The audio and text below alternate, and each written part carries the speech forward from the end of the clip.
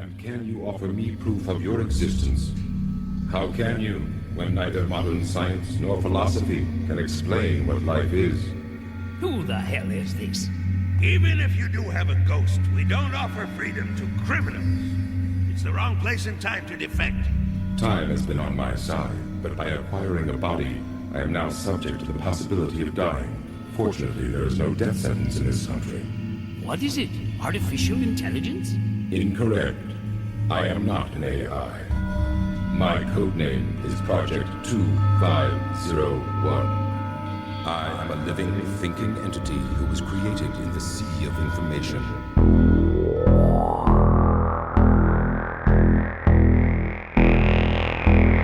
What is real? How do you define real? If you're talking about what you can feel, what you can smell, what you can taste and see, then real is simply electrical signals interpreted by your brain. Have you ever been in an institution? Cells. Do they keep you in a cell? Cells. When you're not performing your duties, do they keep you in a little box? Cells. This causes it. This causes it. This causes it. Information overload. All the electronics around you poisoning the airwaves. You are listening to the High Tech Low Life podcast, a cyberpunk media retrospective. High Tech Low Life contains themes and language not suitable for all audiences. Listener discretion is advised.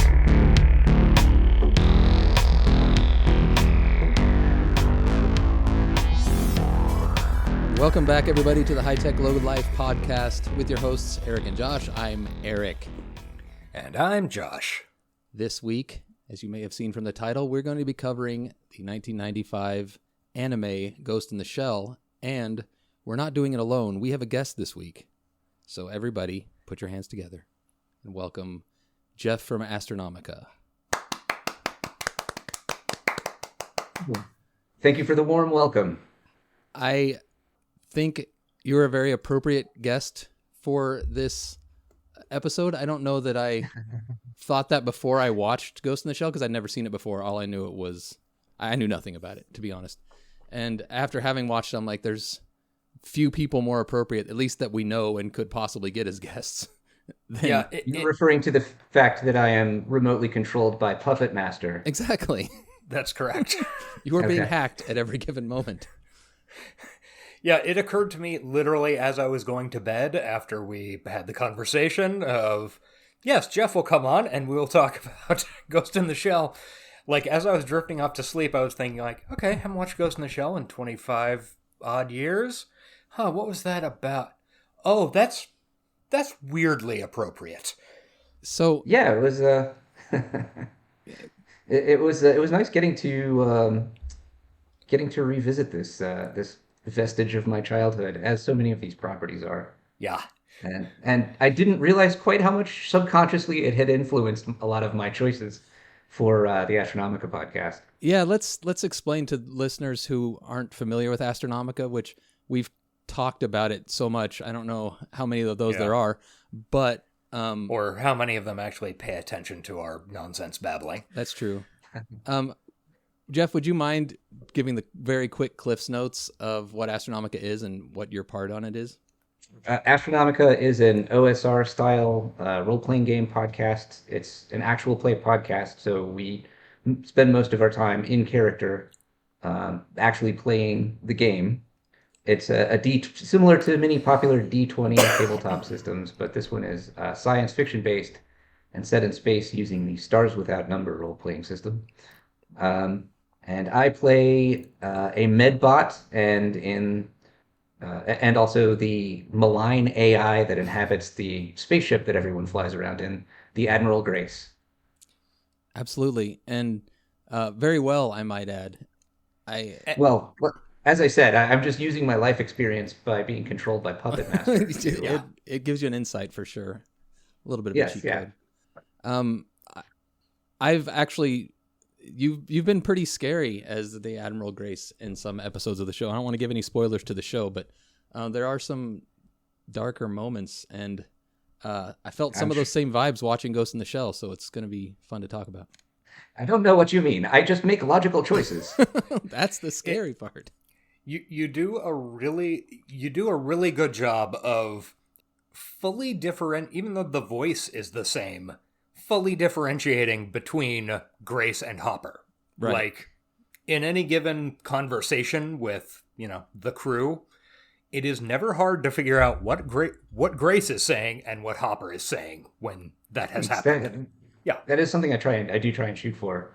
Grace is an AI, without getting too complicated in the backstory, I'll just simplify and say she's an AI who preservation of human life is not a primary, secondary, or even tertiary concern. It's on her radar, but far out.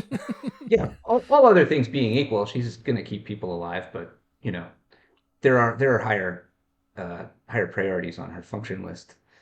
Whereas Hopper is a medbot, and so he is controlled and sometimes overwritten by Grace. So sometimes he acts contrary to his initial programming, but he very much is trying to preserve human life. Although from an inhuman and very clinical perspective sometimes. Yeah, not exactly an Hippocratic oath-taking medbot, but still. Yeah, his bedside manner leaves a lot to be desired. Yeah. And his, especially preserving the human life of his one true love, which is Mackie. Mackie McDonald something Byrne. The first syllable of his last name is lost to time. Yeah. It's very interesting, especially kind of recently in the storyline. Hopper's been going through some philosophical things that are mirrored in Ghost in the Shell. I feel at least a little bit. And yeah, I guess it's philosophical stuff that comes up whenever you are looking at the topic of artificial intelligences and what it is to be human and what it is to be conscious. And I think you do it well, and I'm excited to go get into it. Yeah, I did not at all rip off all of this stuff from having read it when I was 20 and then watched it when I was 18. Oh, I have the exact same feelings. Like everything that I come up with is just some 4 levels removed reference. So yeah. I had the problem today. I was coming up with the concept of a Stars Without Numbers character in a campaign I'm playing, and I was like, okay, he's like a mechanical tinkerer, but he's also a psychic. Okay, so what if his dad's this nobleman that everybody likes, and his mom's like this psychic that trained to be a psychic, and that no, that's Paul Atreides. I stole that.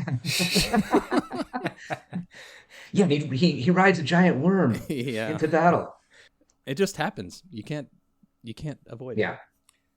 It is funny. Prior to watching this, I would have said one of the largest influences on the Admiral Grace was Event Horizon, but really? This does hit closer to home. I just don't think I consciously realized it. Yeah, I can totally see both of those things being true. Absolutely. At the same time. I would love to see a crossover. I kind of am with Astronomica, I guess. I guess maybe, yeah. As one of our listeners said, a surprising amount of meat. Yes. Before we dive too deep into Ghost in the Shell, we like to talk current events here, and I feel like, holy shit, we've had a week of current events. I feel like we have to pay lip service to some of the things that have gone down. Do you guys agree? Yeah. I don't disagree. Some real local news here. Absolutely. But first of all, have you guys have you taken all your Bud Light cases out back and shot them with submachine guns? I'm assuming. I know I did. Oh yeah. Man, I don't even drink that shit when I'm in the field. Yeah, I don't hate on it. Like, it's just off my radar. Yeah, it's just a thing that's there that I will never purchase or drink anyway. And yeah. So, but I do try and live my life to be as opposite from Kid Rock as possible. So I think maybe now I have to drink some. Oh yeah, that makes sense. The best video I saw was him shooting the cases of Bud Light and then interspliced with the jerk. He hates these cans.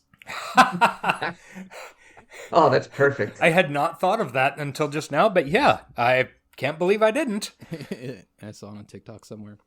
I like the juxtaposition of that with from Weird Al's UHF when he's Rambo and he's just unloading with a machine gun, and he doesn't hit a single fucking thing. Oh, sorry. What is the swearing? You're fine. Do as much as you want. Okay. Yeah. Okay, sweet. Yeah, he doesn't hit a single thing that he's aiming at with the when he unloads. I think Kid Rock hit like, sorry, Mr. Rock. I don't Thank know you. personally. Please, we respect the gentleman around here. Yes. I think he hit like 2 out of 36 cans from the. Yeah. He was not a great shot. No. Oh, it was so. I don't want to dwell on this stupid thing, but just imagine, like, he had to have rehearsed a little bit of that. Like, he wrote a little script in his mind. What does he say at the beginning? Grandpa's frisky or something like that. Yeah. He delivered it with all the natural talent of a local community theater Scrooge. Yep, exactly. Of a Joe Dirt class thespian. Yes. Oh man, it was dumb, and I don't think we even really need to get into why it was all happening because it's all so dumb. Yeah, it's extremely dumb. But in other news that is a little more important, crazy shit happening in Tennessee, where you hail from, Jeff. Yes. Well, I like to consider myself as being from Memphis rather than being from Tennessee. I get it. I get that a lot, yeah. But legislatively, unfortunately, we do have to follow the laws of the state and send representatives to that legislative body. Right. And the supermajority, the GOP supermajority in the state house, recently voted to expel. They had a vote for 3 members. Surprisingly, the one that they didn't expel was the old white lady. Can't imagine why. I guess it's just chance. Yeah, it's just it's just the luck of the draw, really. Yeah. Who, when she was interviewed following, said, "I really imagine the color of my skin has something to do with it." She So, pretty much. Yeah. She knew the reason why she was still had a job and they didn't. Yeah. She was on board with the being aware of things. Right. And the other 2, Justin Pearson, who would be local to me in a full election. I think he was appointed in a special, in an off appointment to fill a vacant seat. Yeah. And who is a really great guy, actually. I don't really claim to know him, but I have met him at an event, and he was instrumental in blocking the another oil pipeline from going through Memphis recently. About 2 years ago, I think, was when that mostly went down. And he started and spearheaded the Memphis Citizens Against the Pipeline. It was another pipeline into the Valero refinery here in Memphis, which is pretty busy. Yeah.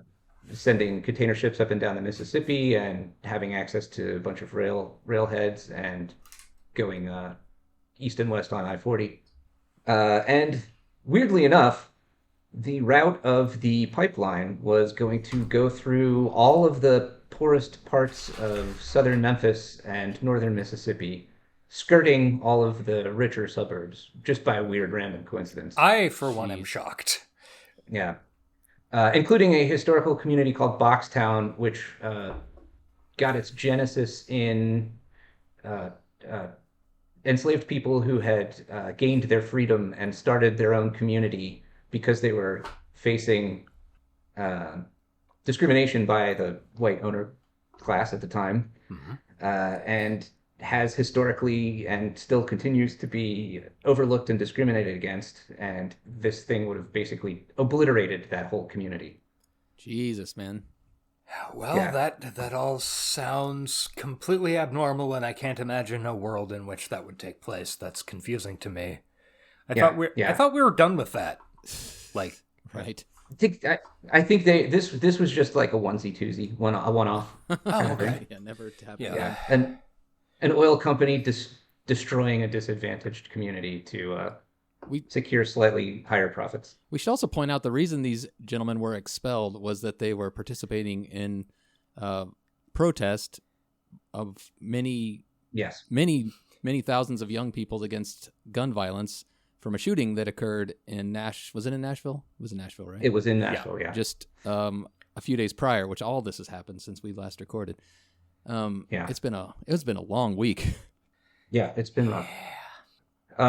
And the one of the reasons why they felt compelled to participate in the protest on the floor was because when it had been brought up for debate or opened as a topic, the aforementioned GOP supermajority in the House shut off people's mics and refused to entertain it as even a topic of debate. Sweet. So if you don't have a mic, you bring a bullhorn.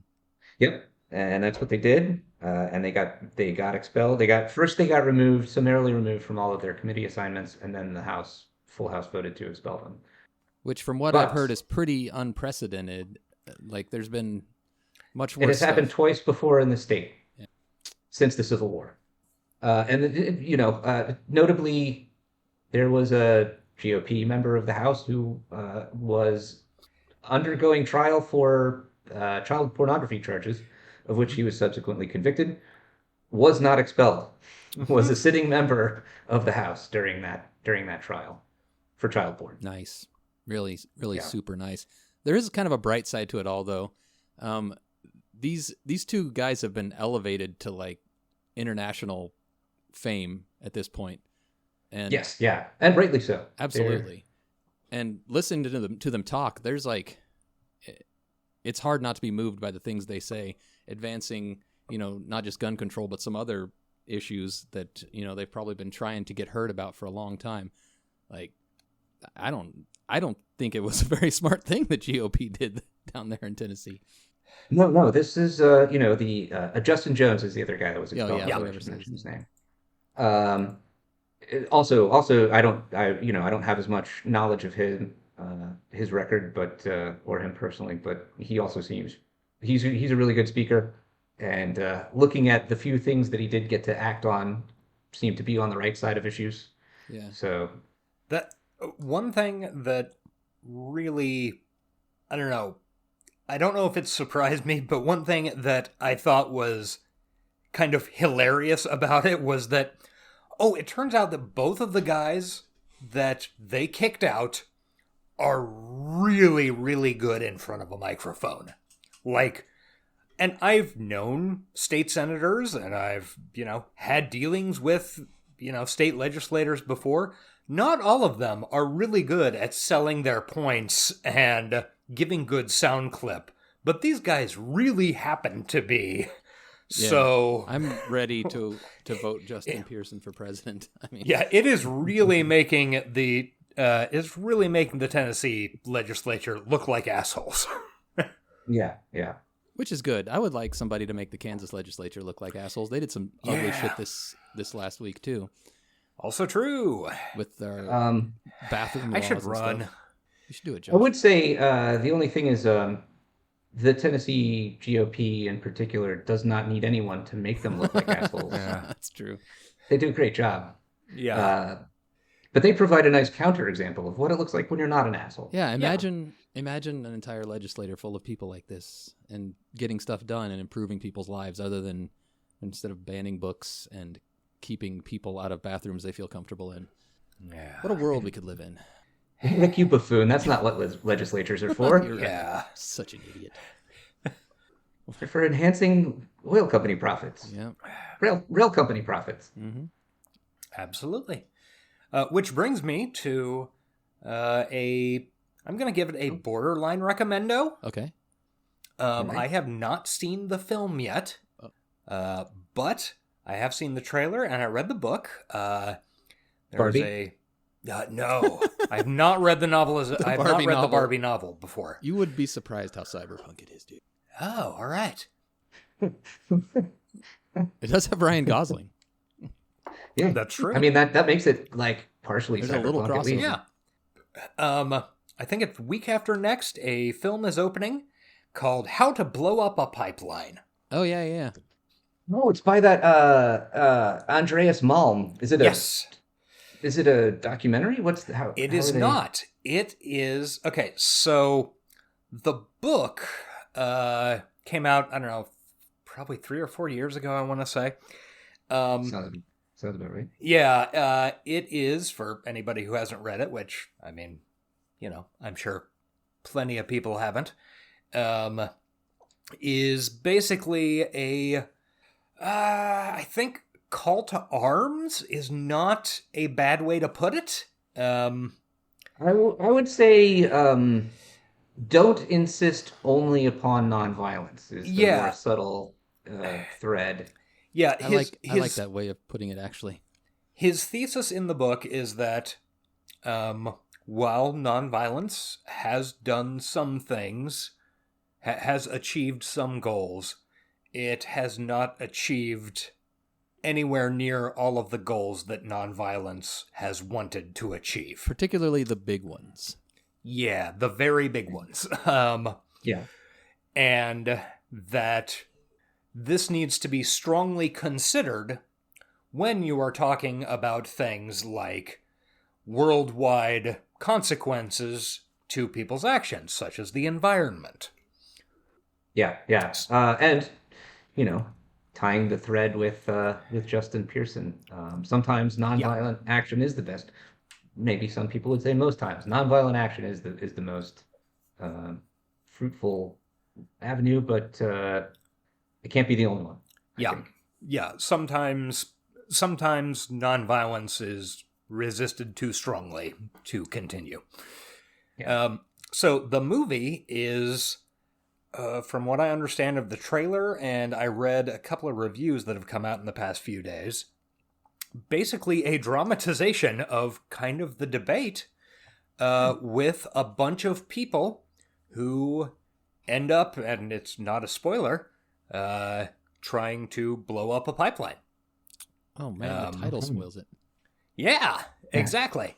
And it looks like the reviews I've seen are like really positive on it, and it's got some actors I've seen in other stuff that I enjoyed. So I'm really I saw the trailer and was like, oh, that's interesting. And it looks, I feel fairly optimistic about it because the better angels of my nature think that nonviolence should be the answer, and that, we should try to take care of things without hurting people. But I don't have that many better angels. I had a lot more. Reality has infringed on those better angels, I guess. Yeah.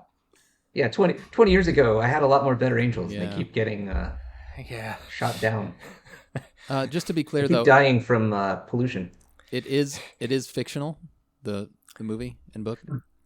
The book is like a historical overview and philosophical treatise, so it's nonfiction. It is not. It is not a call to anyone to undertake any specific illegal act. Right. Sure. Yes. Sure it is not. It is not an anarchist cookbook. Right. Although great movie waiting to be made there. Oh yeah. Yes, and the film is entirely fictional, as I understand it. Okay. Sorry. I know we spent a lot of time talking about Justin Pearson. But I feel like this is more apropos than a lot of the news we talk about on this show, anyway. Well, it does have a bit of a dystopic flair, that's for sure. We've definitely got to elevate the people that are fighting against it too. Like, we can't just complain about how shitty everything is all the time. Well, this is a sort of hopeful note. Our county commission chooses who the interim replacement for Justin Pearson is. Mm-hmm. And there's no rule that says they can't pick Justin Pearson. Sweet. To send him right on back. And they are, being from Memphis, pretty strongly Democratic in composition. So there's a pretty good, and there's a whole lot of people in the city that are supporting this and signing petitions and I can imagine holding up signs. So it stands a pretty good chance that we can send him right back with an unexpellable mandate to represent us on an interim basis until a permanent election can be had. And with two fingers in the air, I imagine. Oh, hell yeah. Yeah. It was the entire city of Memphis, almost the entire city of Memphis would like to send a middle finger to Nashville. Yeah. So. The whole week was such a roller coaster because, just seeing all those kids gathered there is so inspiring. Knowing that, those young people are doing the work. I mean, because they're afraid for their fucking lives, but it's still good to see them doing it. And then obviously what happens in the legislature, and then listening to the two guys talk. It's a roller coaster ride. It's nuts. It's the world we live in today. It is. I mean, I have two young kids who are in school, and it's got to be horrifying. My sister texts me in tears like every time it happens. A bit of numbness kind of sets in, I guess, a little bit. Like when I lived in Oklahoma and the tornado sirens went off, after a while you stop getting really scared by them. But right, yeah. It's it's just horrifying. It's draining, really, almost. Yeah, I had a couple of minutes ago, I had actually been about to say, "You've got kids. How do you feel? Like, how's that work?" Because how's that work, Josh? Do we need to have a talk? Yes, we do. Yeah. But like, I don't have kids. I'm not really close friends with anybody who has kids. Like at least young kids. And I cannot imagine what that's got to be like. Because it's like, okay, so in my job, I have dealt a lot with undergraduates, high school students, that type of thing. But I'm exclusively in a position of authority, largely just because I'm a middle-aged white guy at this point. So I don't feel like I always get kind of the full story of how shit is fucking them up. Yeah. Yeah. And that has to be a fucking nightmare. Like, yeah. I think a lot of it weighs more heavily. I mean, it definitely weighs more heavily on me and my wife than on them. It just is the way things are. It's normal for them now, which is fucking horrifying. Yeah. Yeah. It was talk about dystopia. There was one time where my elder child came home the first time this ever happened. It was like, oh yeah, we had an active shooter drill today. We didn't have to go to encore class. And just internally, I just felt like a tiny little one of those better angels just shriveled up and died. Angels, their angel dead. Jesus Christ. a little piece of soul withered away. Yeah. And to them, it's just life. Man, I didn't even really put it together like that. Yeah, Eric and I were both out of high school when Columbine happened, so it was sort of like that wasn't even a blip on the horizon for us. I think that's why there's so much nostalgia among young people for like for the 90s. Imagine having a time that you just missed where you didn't have that. It's a slim chance, but it's always there that some crazy shit's gonna happen. Well, and it's not even the actual chance of it happening doesn't matter. Yeah, I mean the psychological weight of it occurs whether it happens or not. Yeah, plus watching it happen on the news every couple of weeks. I think I mentioned it might have been back in the shits or even Dawson's Creek days. The school I went to when I was like in grade school, we still had like fucking duck and cover drills. Yeah. So that still like infects my brain to this day. Yeah, like that's true. The concept of there could be a nuclear holocaust, whatever. The Cold War was on the wane, but we definitely were aware that we could be nuked at any given moment. Yeah. Well, I've got good news for you, nuclear holocaust terror aficionados. It's back, baby! Yeah.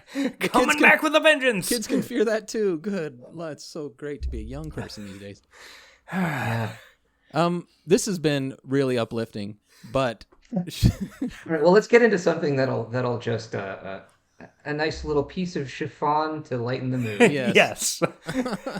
Not at all heavy or thought-inducing Ghost in the Shell. I think we need to talk about it. I want to say before we start, after I watched it, I felt a little overwhelmed by the movie because... That's understandable. Scarlett Johansson's performance is quite incredible. You watched the wrong movie. Oh, it was really nuanced. You know what? I didn't even know that she was Japanese. I didn't either. Before that. I was surprised. That's what a great actress she is. Yeah. She could play a tree, I bet. Isn't that the quote she had? Yes. Yes, that is right. It's either a quote from her or from I Think You Should Leave. Yeah. Which I just finally watched not long ago, and I don't think I ever recommended it, but that was hilarious. You had not watched it prior to recently? No, it was like a couple weeks ago I watched it. Yeah, that's a very good program. So I guess we're gonna recap this like we normally do, and just to try to talk about some of the themes while we're doing it. It's gonna be hard. How should we start, Josh? I usually leave this part up to you. I know. Okay, the year is 2029, so we're gonna reach this in, like 6 years. Yeah. So it should be achievable. Okay, the movie starts off strong, assassinating a foreign national diplomat. I've forgotten about that. Yeah. I had to entirely. I'm not sure that I understood the gravity of that, and I'm not sure the movie understands the gravity of that. It's pretty. It escalated the situation pretty quickly. Yeah. In retrospect, whoa boy.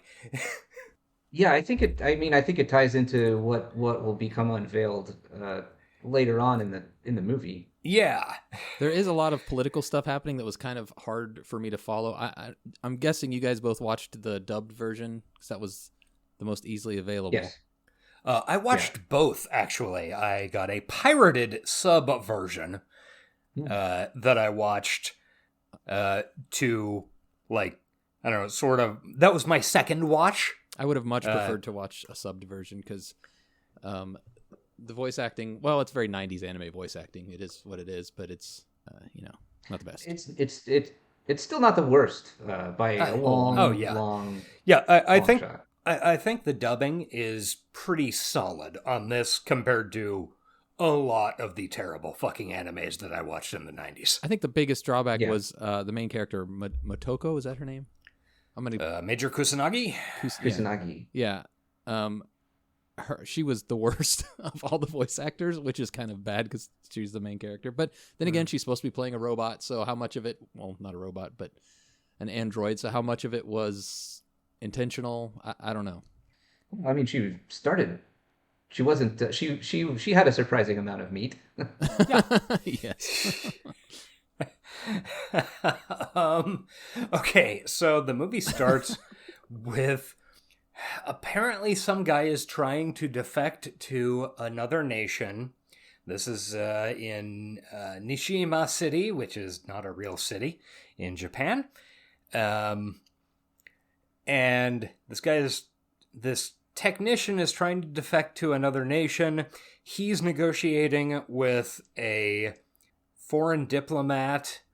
And then, out of nowhere, we've been seeing this partially from the viewpoint of Major Kusanagi, who is hanging out on the roof. She gets naked, dives off the roof, looking like a smoke show, by the way. I definitely remembered that from 1996. 15 or whatever. Yeah. It was...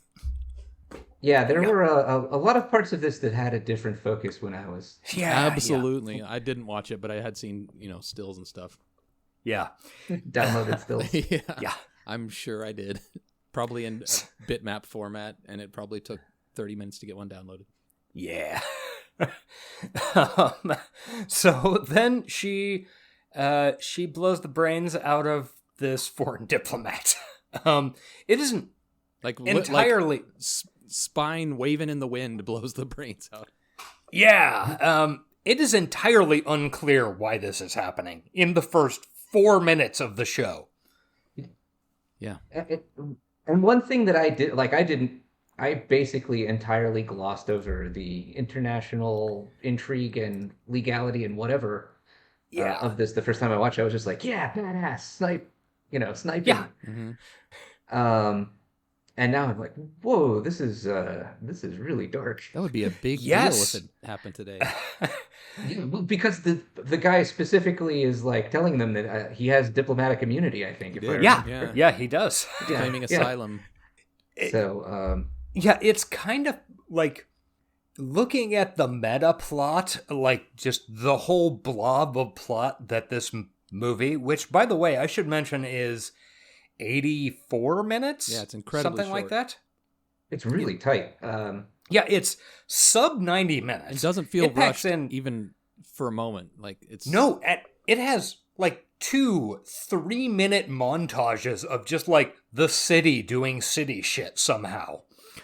Yeah, it's really there's a lot of little meditative moments of just a pan with just a atonal wailing in the background as you're just getting a slice of life.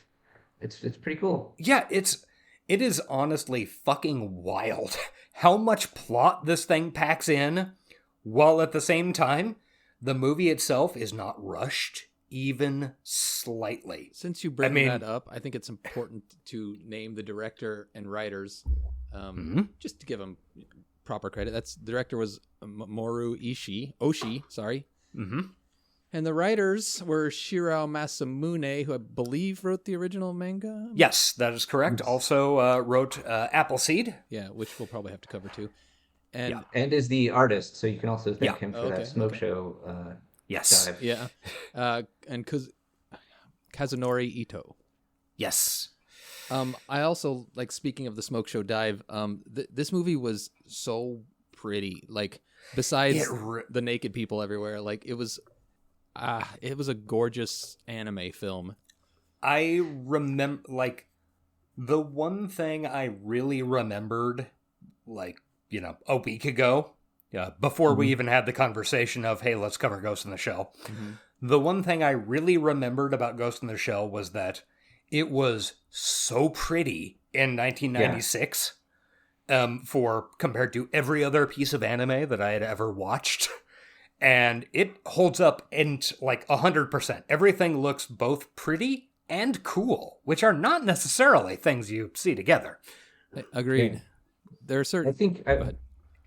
Oh, sorry. I was just saying, the few things hold up as well to the like almost painterly artistic standards that this sets, and it has a 30-year record.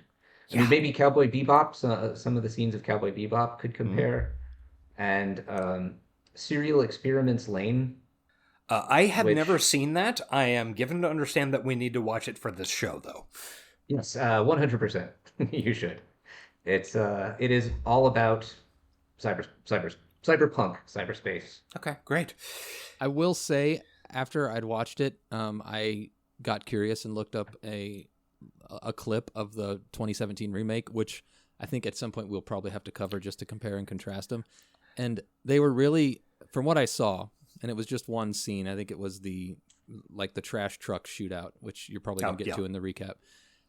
Have to. They were trying to emulate the style in live action, and it just looked so bad and cheesy. Even though I could tell it was Ghost in the Shell, I don't know. It didn't work for me, and I'm afraid to watch that movie now.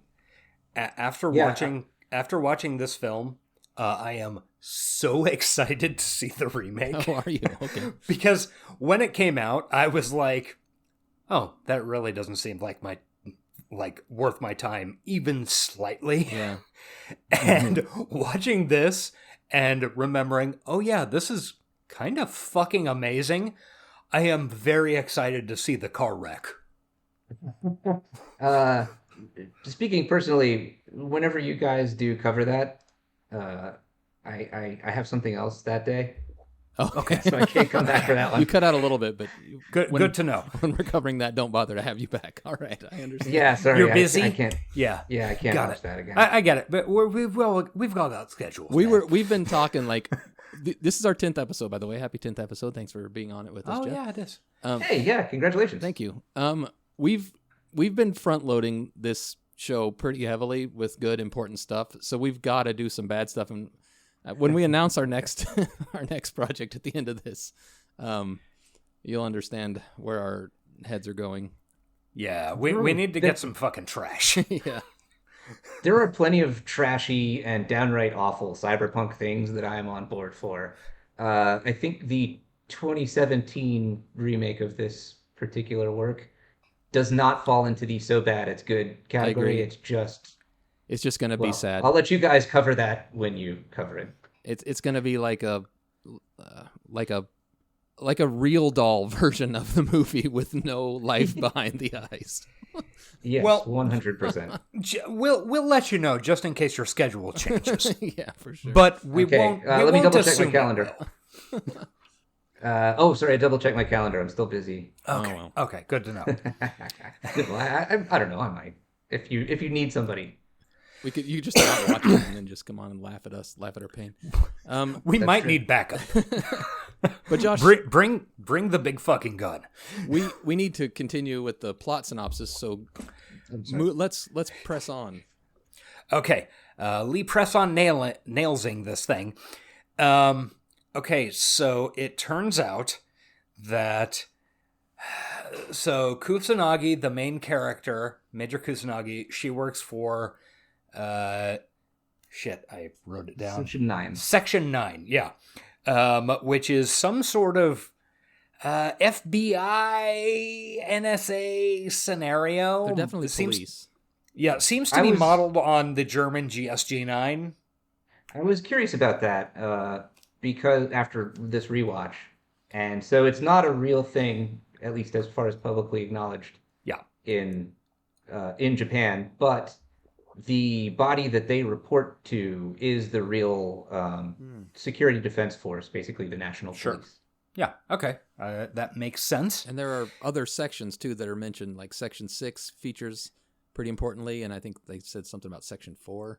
I'm guessing. Section 6, based on my repeat watchings of this program, seems to be sort of a CIA/State Department scenario. Yeah. Section 6 is what was handling, that was the original strike team that came in to get this diplomat that Kusanagi ends up shooting, right? Mm-hmm. So it's kind of a cross organization. Yeah, they were messing with each other. Yeah. Okay, so both Section 9 and we later find out Section 6 are after this dude known as the Puppet Master, who is apparently, according to, the master of puppets pulling your strings. Yes. He is later stated in the program to be an American of indeterminate sex and a hacker who is hacking a bunch of people's brains, including a woman who is shown as the secretary of the foreign minister, whose brain is getting hacked by some sort of old virus. Not important. That's sort of, kind of unimportant. Can I point out something real quickly, since you brought it up? A lot of American cyberpunk relies heavily on othering Japanese people as, exoticizing it, Sure. I feel like this did a little bit of that with America. Not as blatantly as we do it, but I can kind of see just name dropping them. Us, I guess I should say, did a little bit of that, and I kind of liked what they were doing with that. That hadn't occurred to me. I enjoy that. I mean, I do know there is a somewhat fraught relationship culturally between the nation of Japan and the U.S. Oh, you think so? Yeah. Something happened. I haven't read the history. You're not going to hear that anywhere but here. That's my own take.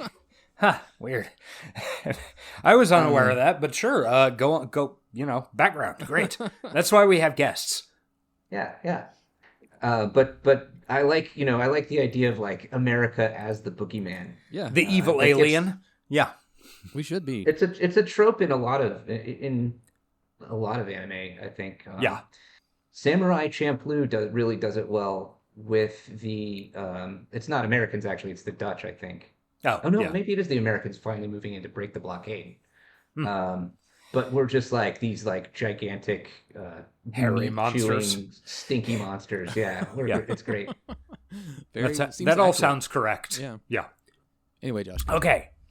So, then so they've captured this secretary of the foreign minister whose brain is being hacked. By the way, more than half the people in this are cyborgs with greater or lesser amounts of cool fucking metal bodies and metal brains. Except for there's like still a brain inside the metal brain.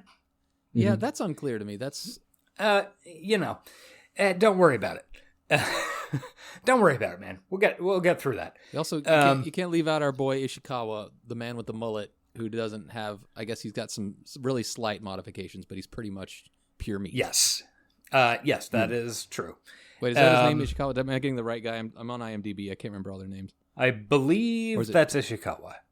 Okay. Or is it Tokugawa? Togusa? It's Ishikawa. It's Ishikawa. Okay. Ishikawa? Love that mullet. Love that revolver that he insists on using. The Matabar. Yeah. Which is actually a Mateba revolver, which is a really good gun. And very cool looking. Like, I can totally see why they used that in this. Regardless. Okay, so this lady's brain is being hacked. Section 9 gets a hold of this lady.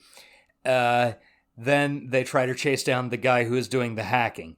It turns out that the hacking is occurring at all the stops of this fucking garbage truck. So they chase down this garbage truck. And then, right at the last second, as there's, this car chase, whatever, the guy in the garbage truck who has explained that he got some help from a guy in a bar who, heard that his wife was divorcing him and not letting him see his kid and so on and so forth. It's a, real sob story. So he's hacking, he got some help from this guy in the bar to hack his ex-wife so that she'll let him see his kid. Right. And he has to do it at different payphones throughout the city, basically. Yeah. So that is occurring. Then, right as they get to a stop, they're finally intercepted by Batu, who is the giant badass cyborg guy. Mm-hmm. Also complete badass character design. I really really enjoy Batu. Bateau, yeah, I don't know. But I think Batu was the... Yeah. I was reading it like Bateau in my head, but I don't know. The dubbing, you can't trust it. Yeah, I don't know. Well, it's inconsistent in the dub too, so exactly. Different people. Yeah. Either way, he rules and is enormous. Yeah. He is a cool guy who does cool stuff. He doesn't afraid of anything. That is certainly true. He doesn't afraid of anything. So they chase down this garbage truck. The guy who is hacking his wife yells out just as they reach the next stop to a guy at a car at the next payphone who I guess the theory is prepping the phone for this guy to make his hacking call. Yeah, whatever. because he was leaving cards behind. Yeah. Oh, okay, yeah, that makes sense. You're absolutely right. And the poor dumb garbage man, his first initial reaction when they're being tailed is to lead them directly to the dude he's trying to save, to warn him. Well, such an idiot. We'll come back to the poor dumb garbage man. Yeah, he is. He's got it rough.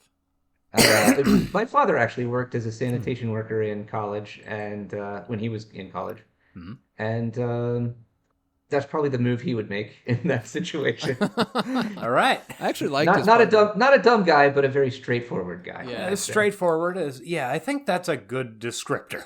I liked his partner at one point. The garbage man we're talking about, who's doing the hacking, tries to show his partner a picture of his kid. And I don't care. I don't care about that shit. Which is, to be fair, pretty much how I react when somebody wants to show me a picture of their kid. No offense, of course, to anyone with kids who wants to show me pictures. But I don't care about it. Oh, man. Well, don't check your email. Oh, shit. Okay, so garbage man yells, warns a guy at the payphone who's leaving the note or the card. Then the fucking chases on. There is an incredibly cool fight scene in a river/canal. Yeah, one of my favorite moments of the movie. It was just beautifully animated. Yeah.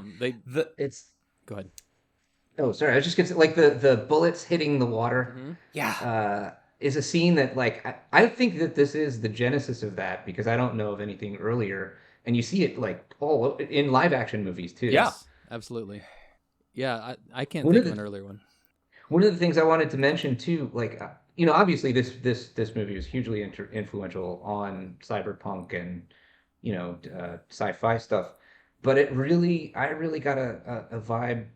Like I think whoever choreographed the fight scenes for the Bourne series, oh really, was heavily influenced by this. I think I could see that. Yeah. I totally buy that. I absolutely saw some Blade Runner 2049 while I was watching this. Like it felt like some moods and setups were taken out of it. Just the slow, God, for an 83-minute movie, there are a lot of just very slow parts, which is kind of hard to believe.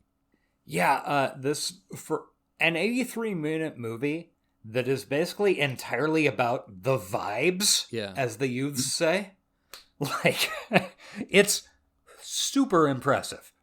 I just remembered a part we skipped over. Another one of my favorite scenes was at the beginning when she's jumping off the roof and she does that slow motion while she's looking at the camera, and her body's fading to invisibility, and then she covers her face, and disappears. That's good shit. Yeah, the thermoptic camouflage effects are beyond fucking dope. I mean, I remember watching this on VHS at my dad's house, and just being, we obviously rented it from, was it Hastings? Hastings. Probably. And I just remember being in awe of how amazing this looked as compared to, I hadn't seen a ton of anime, but like every bit of anime that I had seen, the way they integrated the backgrounds and the digital effects, which is all of the thermoptic camouflage shit, was incredible.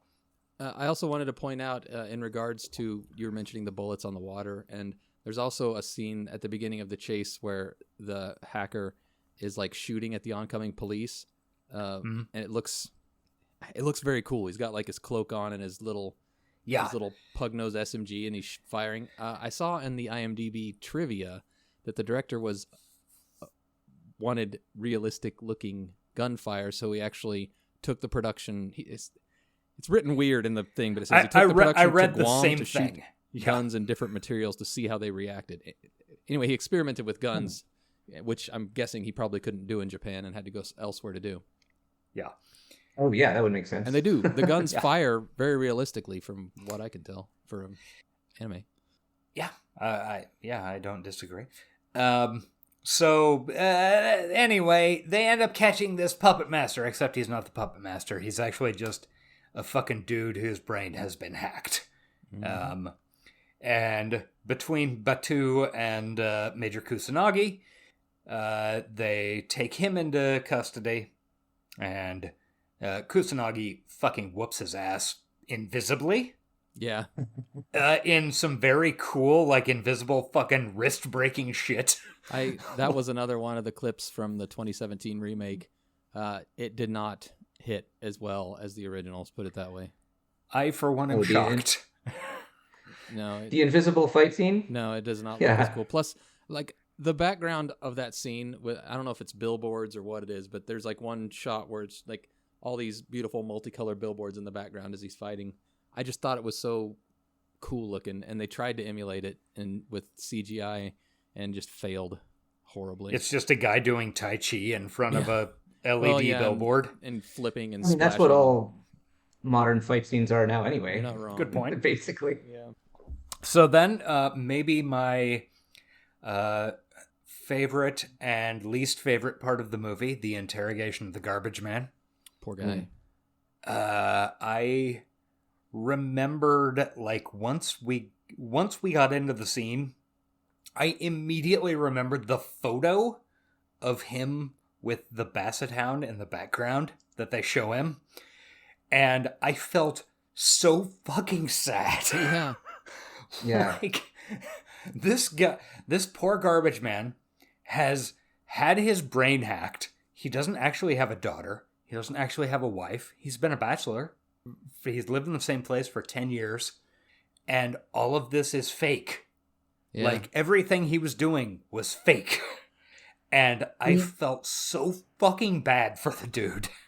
Yeah, like when he's staring at the photo and like he's grieving for this phantom wife and daughter and crying, like the tears are pouring down his eyes, and it's actually kind of it's kind of heartbreaking. Yeah, it is weirdly effective. It's not the first time at this point, it's not the first time we've seen themes like this in movies, like memory implants and whatnot. It's kind of a trope at this point, but it was very effective in this. I was just imagining that guy, after all this was over, going back to his garbage man life, remembering his wife and child, and then having to struggle with the fact that they don't actually exist. It's not fucking cool. Yeah, and they specifically say, well, we don't have the technology to repair these changes in your brain. Yeah. But you can probably go back to a normal life. And like, this guy had apparently a whole life with this wife and child, and even though maybe it wasn't the best situation because his wife was divorcing him and whatnot, he still loved his child who never existed. Like, it's fucking serious shit. It's not the last time we'll talk about it on this show, I'm sure. No. Because I remember being similarly like mind blown when I watched Total Recall. And okay, it's true. Quaid was going through similar shit when he realized his wife, who he'd been with his whole life, wasn't. Oh man. Yeah. So, I guess Josh, you're not such a fan of Philip K. Dick's writing, but in my mind, for my estimation, the short story of that actually captures that quite a lot better. I should probably reread it, when I'm not in high school. Yeah. I think when we do Total Recall, we should read the short story at the same time. I don't know. Ooh. Maybe watch both Total Recall, because there's a lot of Total Recall stuff out there. Yeah. As we've learned. I don't know how exactly to cover it, but we can worry about that another time, because we got to keep going on. Hey, I liked Colin Farrell, so. I love Colin Farrell. I don't know that I see him in that movie, but. Victim of some extremely poor casting choices, I think. Great actor in a few roles, wasted in a lot more. Agreed. Yeah. Although That's absolutely true. Josh is on record standing Miami Vice, so. Hell yeah, I am a fiend for mojitos. I haven't seen that. Most recent one I've watched of him was I went back and saw The Lobster. The Lobster is really good. Yeah. Really good. Really dystopic. I wouldn't call it cyberpunk, but very dystopic. Yeah, definitely. And he is great in it. Okay. So, anything else about the garbage man? Well, I wanted. So the interesting thing is, you don't like you. One of the things that I think is kind of cool about this movie is Kusanagi is just this badass, like operative. There's no backstory or whatever. Nope. Yeah. No inner life that we can see. Until. Yeah. But when she's watching this interrogation with the sanitation guy, she doesn't have any visible emotion on her face, but she has her hand like pressed against the window that sort of indicates like she's kind of feeling something for this guy. I agree. And she's watching him learn that all of his memories of his past life are implanted and generated falsely. And then the next scene is her diving way down deep in the depths. That's true. I hadn't put that and like together. Floating up. And I think I don't know. It's just me kind of reading into it. There's nothing explicit to give you that, unless it goes into it in later. Well, there's properties, but a lot of the time when I was watching Kusanagi, the way that she's portrayed, I was like, it's weird that so many.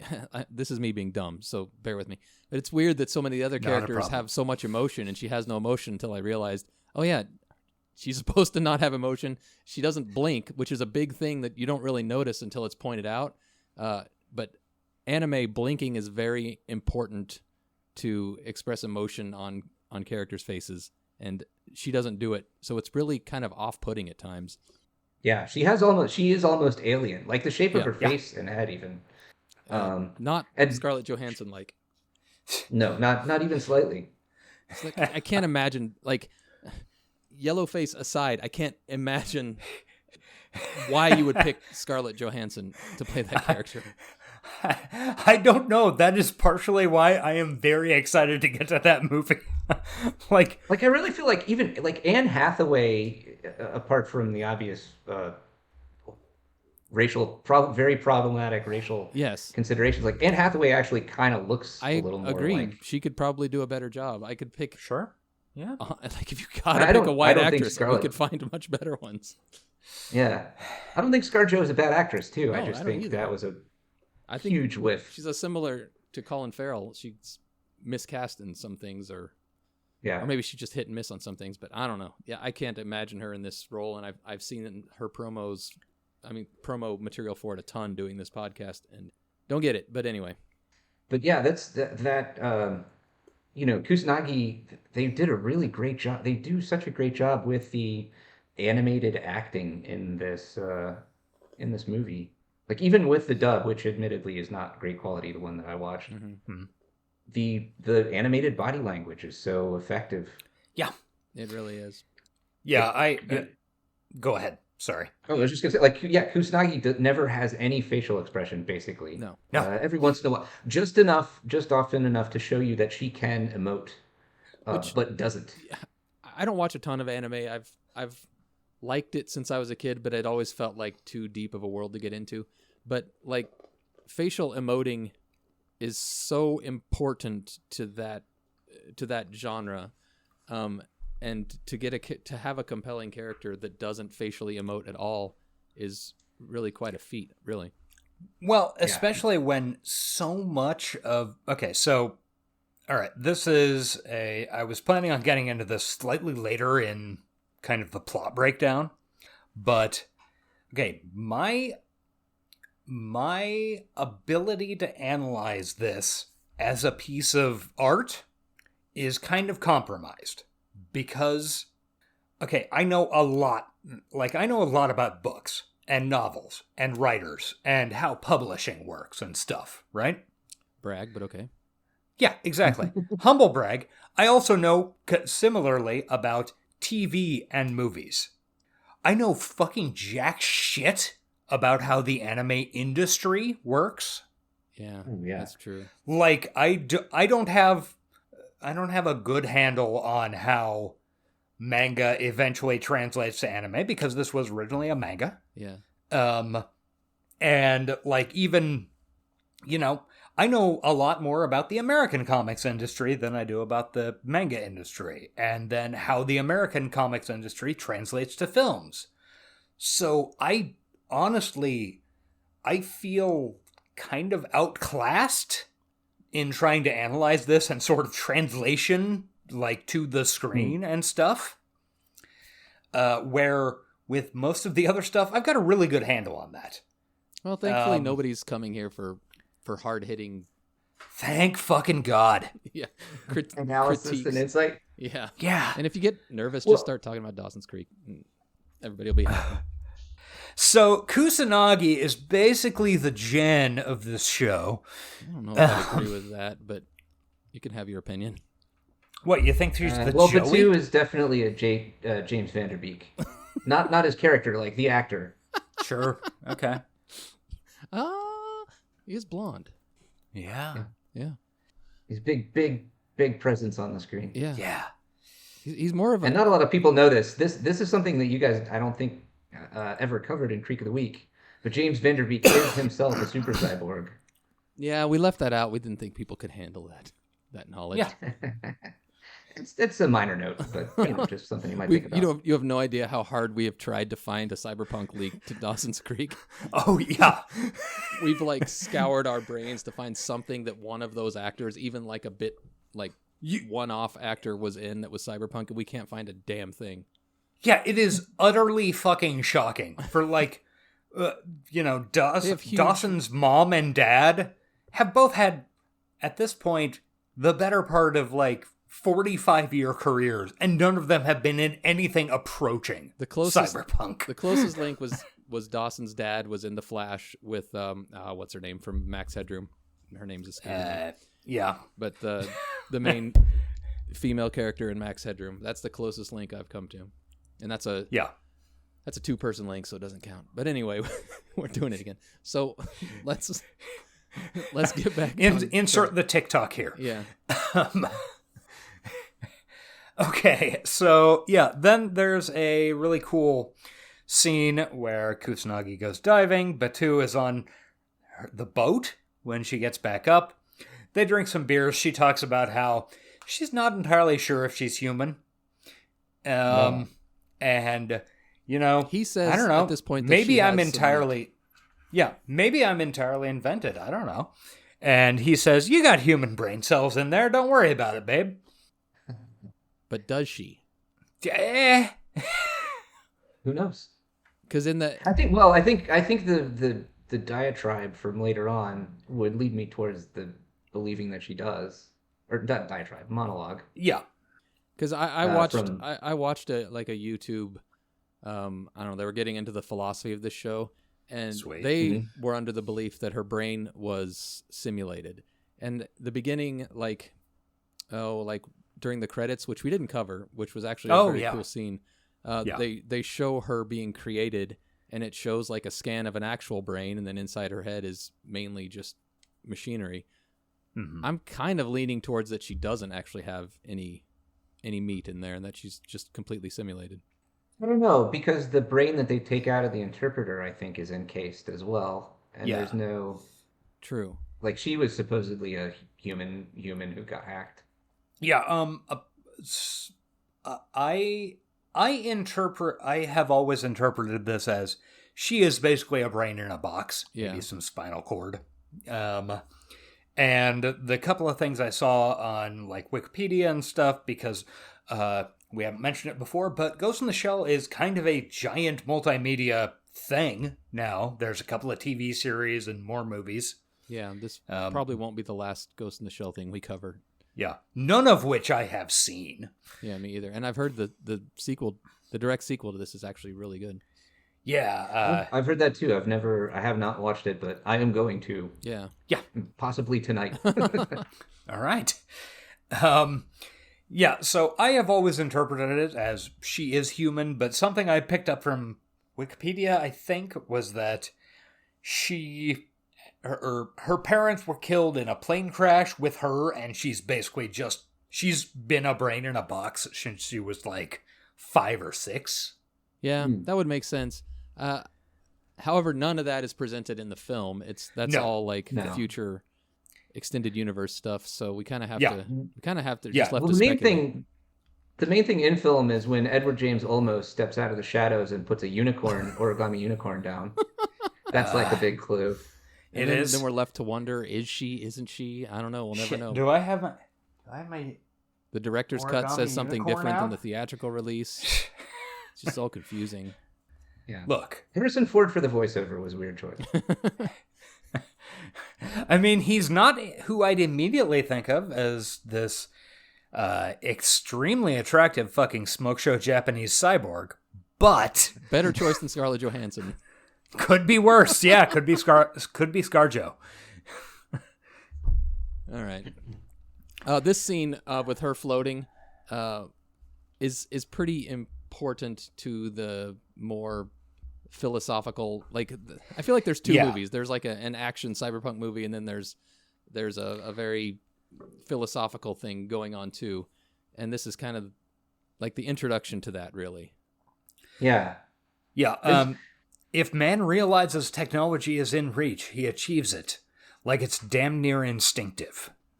Yeah, that's a good line. Also, when Bateau asks what, he's saying you could sink like a stone, what would happen if your floats failed? She'd just, well, then I guess I'd die. Yeah.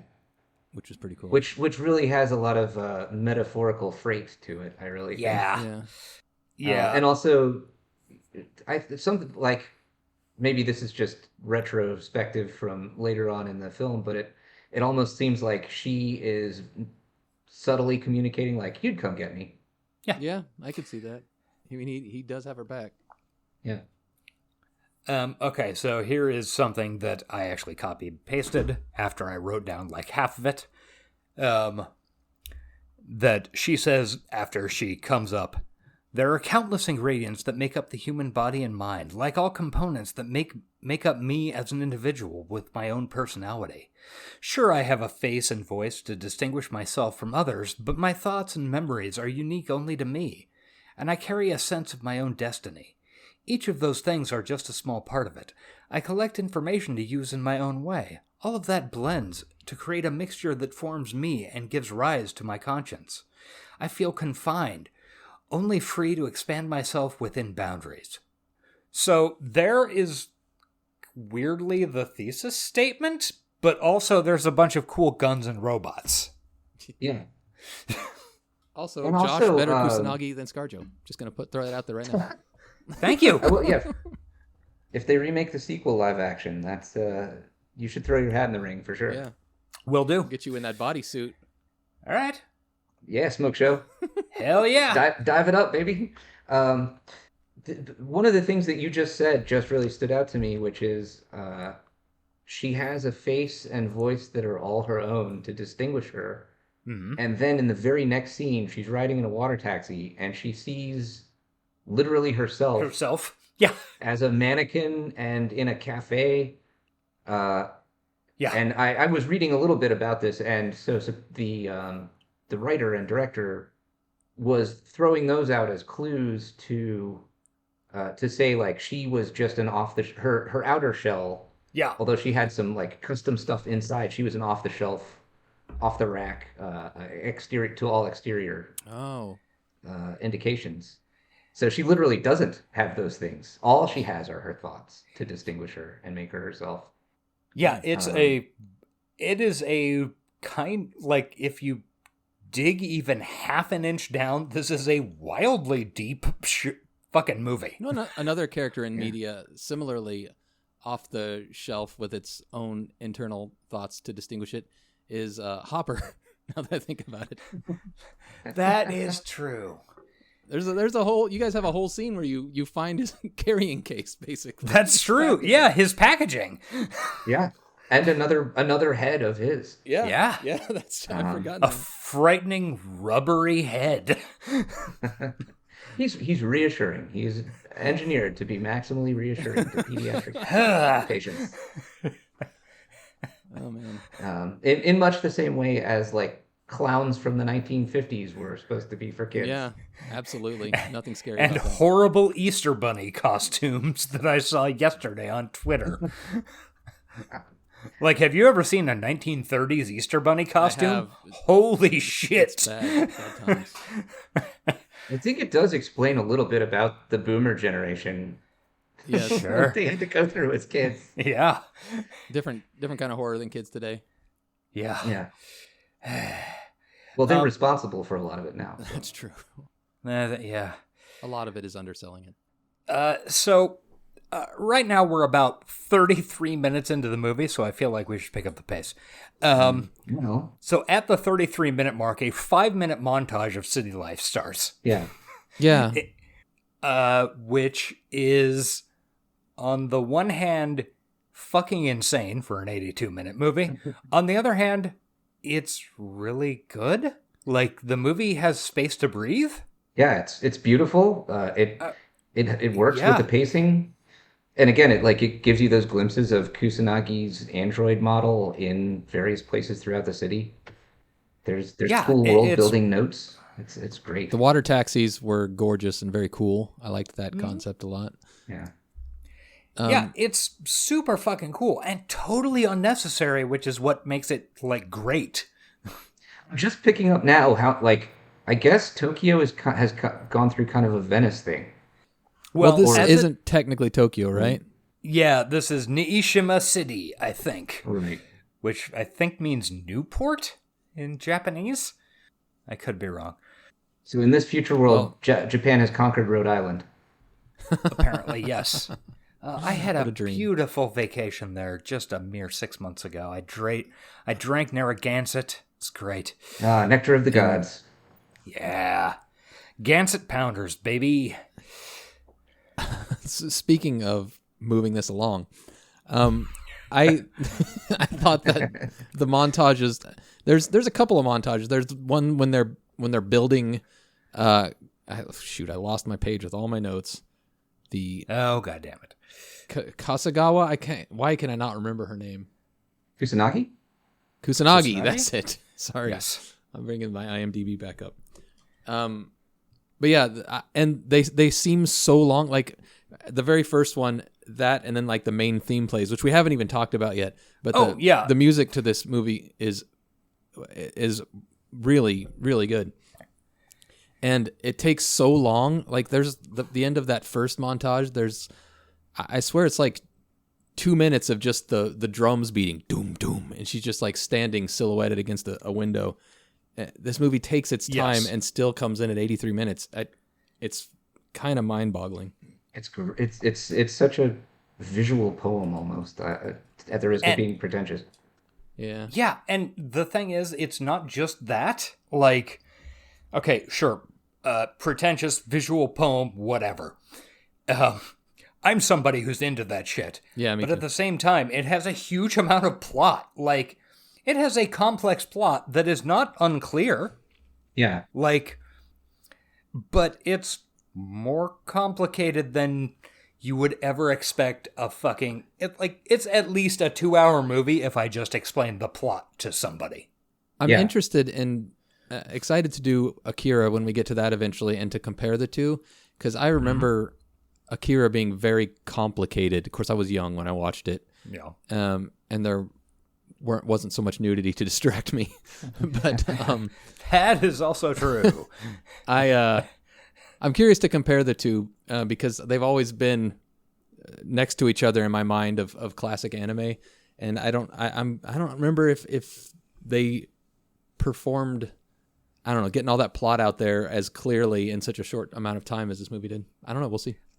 I honestly don't remember Akira very well at this point, but, you know, I did just watch this movie. Yeah. So my memory of Akira is much like my memory of this movie prior to this rewatch. A bunch of badass scenes that I don't know how they string together. A lot of GIFs and stuff I've seen on the internet, and no real memory of the overall plot. There's some like dancing toys. I remember that. Like murderous, that seems real. Giant toys. Anyway. Yeah, I think that might be part of our problem going ahead with this program, in that we just don't have as much grounding in anime as we do in other stuff, and I'm kind of excited for that.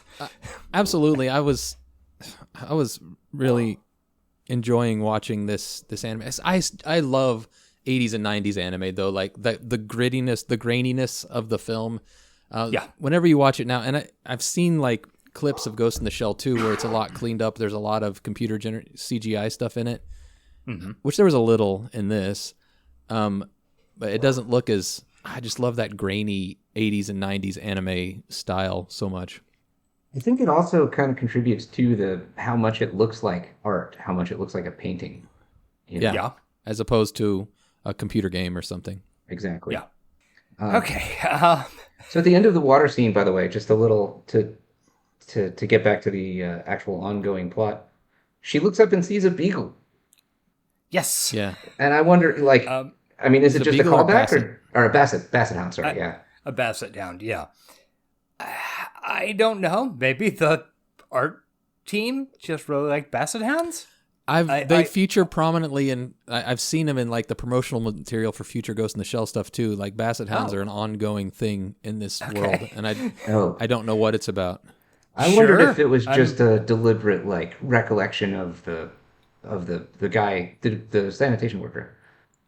It very well could be, because you got to assume her robot eyes, her special eyes, saw that picture and saw the basset hound in it. Yeah. That's. Yeah, I don't know if that's like that's one of the things about anime and animation that I'm simply not as conversant in. Like, I don't know how much... I don't know, it's really hard to explain. Well, how real quick, much things are determined beforehand. Yeah, well, I think I did just Google Ghost in the Shell Basset Hound, and apparently in part 2, Batu introduces his pet Basset Hound. Oh, wow. Oh, okay. I don't know if it's the garbage man's or what, but he gets a pet Basset Hound. Okay. Sure. You know, like, I think everything in this movie seems like such a deliberate choice. Yeah, it's very intentional. I don't think that was accidental. Whatever they were trying to say with it, you know. And we also have to remember that this is an adaptation of a pre-existing manga. Yeah, that's true. I mean, so it could have been a shout out to the manga. Like, who knows? The whole 9-book arc of Zippy the Basset. Yeah, I honestly have no. Again, I feel kind of out of my depth, which is unusual. Yeah, the cover photo for Ghost in the Shell 2 has a Basset Hound on it. Really? Okay, yeah. Sure. Why not? Guys, we've just uncovered the key to this whole thing. Yeah. Have we? Okay. Sounds good. But like still, this. if we're taking this film and separating it from all that stuff that's yet to come, as none of us have actually watched any of that, so we kind of have to. It definitely feels like intentional and probably, I don't know, maybe it is a callback to maybe the sanitation worker had more of an effect on her than they let on. I don't know. Yeah. Yeah.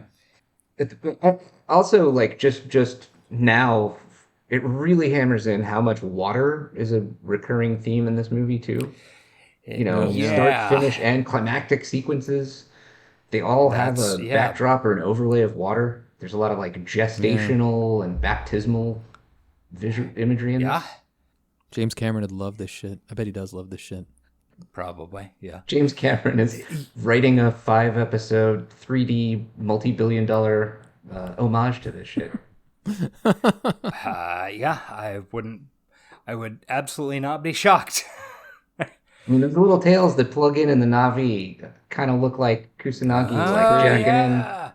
Pretty cyberpunk. Yeah, we didn't even mention that. People jack in through like 4 fucking 3.5 millimeter jacks in the back of their neck. Yep. Which, shout out, by the way, to my buddy Dave, who is the one who shared this movie with me the first time, who has tattoos of those on the back of his neck. That is okay. Well, Dave cool. is pretty fucking cool. Yeah, that's pretty badass. He's a great guy. I kind of want to do that now. Yeah. All right. So, Josh, what happens after the montage?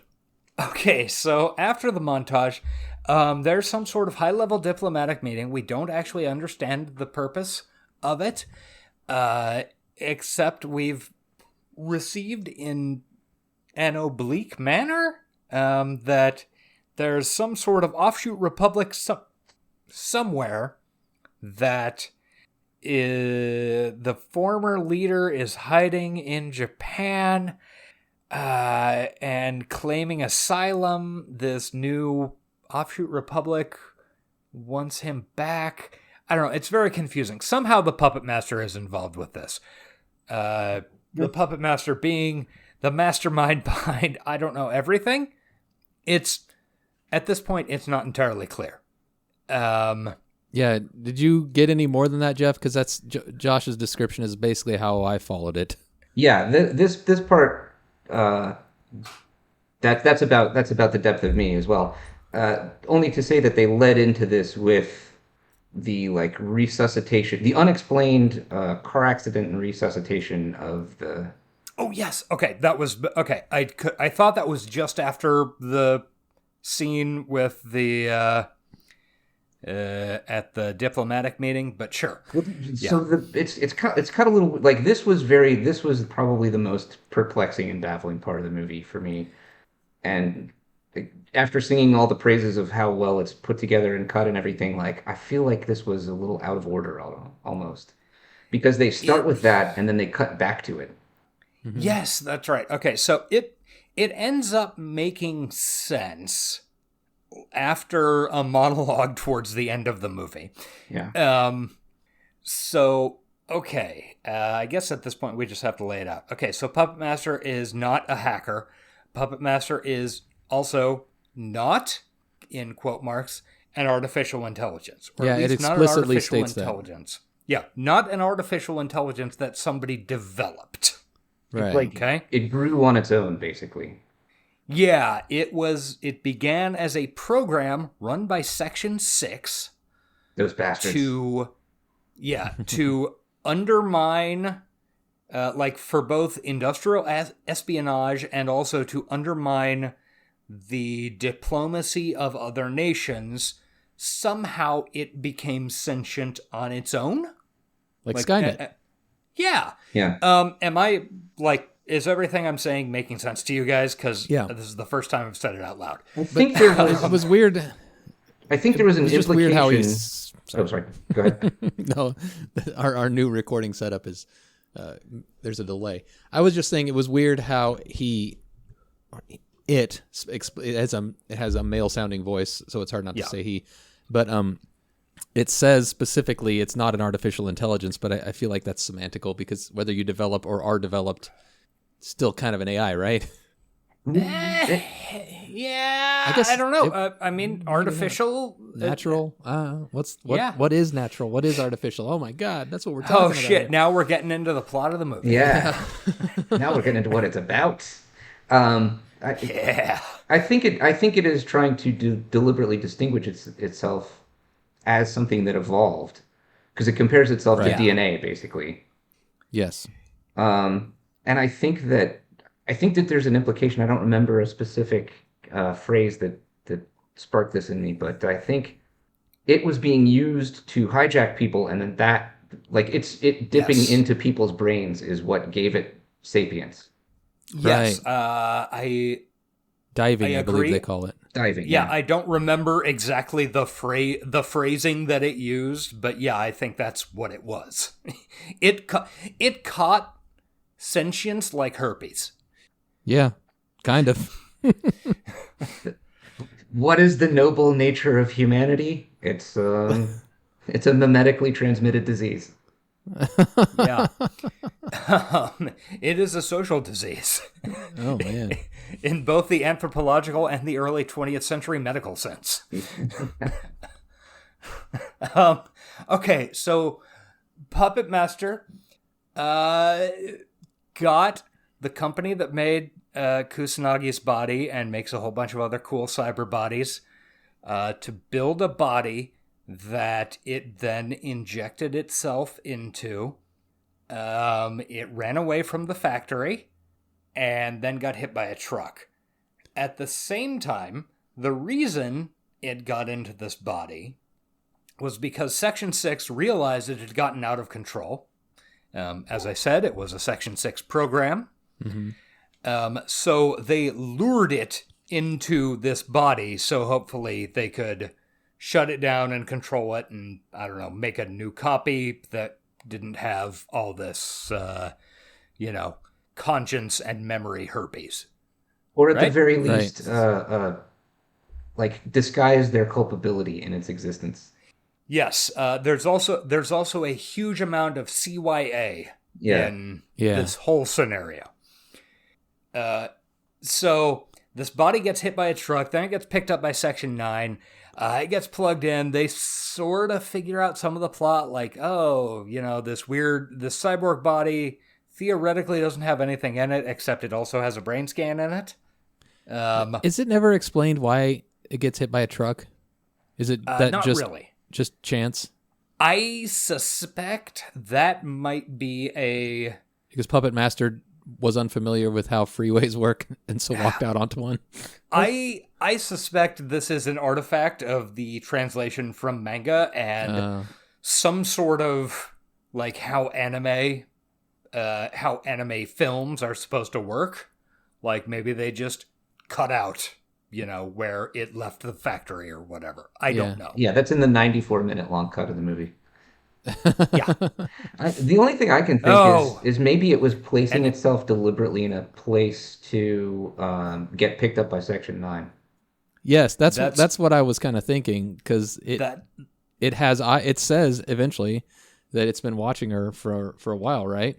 Yeah. Yeah, it has a very specific goal of reaching Major Kusanagi, which is funny because earlier somebody said, yeah, maybe it has a crush on someone. Yeah, that's true. Yeah. So it probably did orchestrate this whole situation. It probably did mean to get hit by the truck.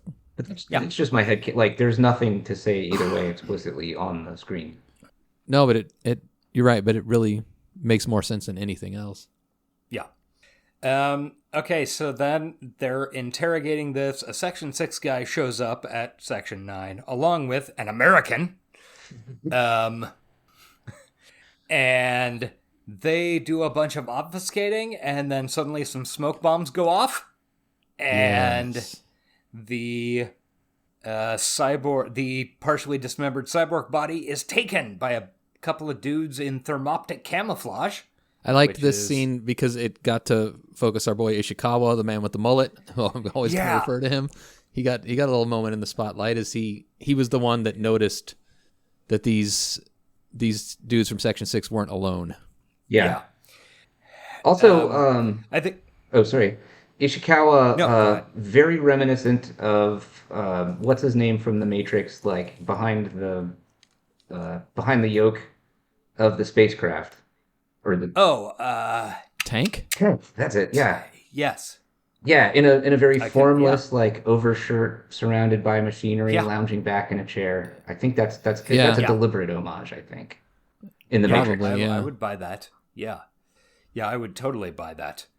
In other parts of the movie, Ishikawa sports a really sweet like jacket with the sleeves rolled up, wraparound shades, mullet, pleated pants. He's got a good style. I like the guy. He definitely has a style. You left out the word good. Yeah. Oh, no, not Ishikawa. The guy with the beard. That's what I'm sorry. Yeah. I knew who you were talking about and was picturing him. Both of those characters, I was like, the way they exist in the movie makes me think they are really developed in the manga. Yeah, well, there definitely are in future things. They totally seem like complete characters who just happen to only be in just the sort of the edges of this show. Yeah. Yeah, it's like any adaptation that's going to happen in. Ishikawa, sorry, I was flipping him around with the other guy. He's got a lot of Spike Spiegel energy from Cowboy Bebop.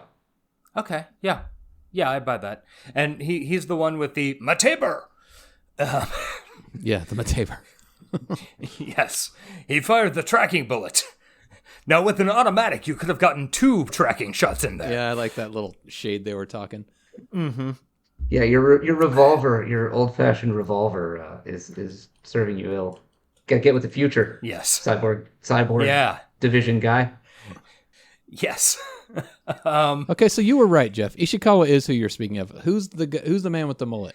I think it begins with a T. Is it Togusa? Togusa, maybe. Yes, I think that's right. Yes, it is. Okay. I had him backwards, so I was the one mixing it up, not you. Yes, absolutely. And I'd also like to point out their little exchange over the revolver versus the automatic. Short little bursts of conversation and kind of ribbing of each other, which injects a lot of humanity into characters and does a lot of backstory work without a little time, helping to keep this show so tight. Yeah, is my favorite. They've had this argument before. Yeah, 100 times easily. Yeah. That's my favorite kind of like little just a completely unexplicated just a little note that instantly tells you a lot about the relationship. It's so well done here. Yeah, it's hard to do well anyway, and even though it's something that as humans we do constantly. Oh yeah, absolutely. I mean, it's something that I do. Like, I'm constantly making references to Eric that almost nobody else could make, nobody else could understand, and it's some conversation we've had 1,000 fucking times, and nobody cares. But it is so hard to write that. Oh yeah.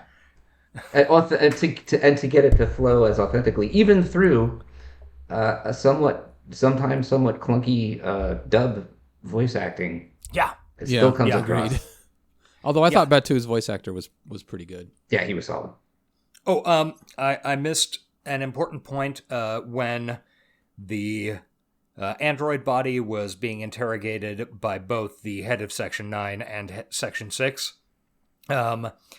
It basically lays out the plot of I am a sentient life form, and says, as a sentient life form, I hereby demand political asylum. Yeah, that was cool. Which people who watched the beginning of this movie will know how well that goes. Yeah. Yeah, it worked out great. Section 9 doesn't much care about that. Yeah. So then there's this cool car chase, including a 4.5 minute montage of just the city and cars driving around and helicopters. I love it though. And cones going up. Yeah, I sound like I'm talking shit on a 4-minute montage of nothing happening. That's how you world build. And it's great. I mean, and they had to do it too. When you cram that much plot and just words into such short periods of time, you have to have moments for people's brains to accept it, look at some pretty pictures, and then get ready to move on to the next really heavy part of the movie. Yes. So then there's a couple of some car switches happen. Batu is in pursuit of one automobile. Her name has left my brain. Kusanagi? Kusanagi. I'm Major telling you, Kusanagi. I cannot remember it.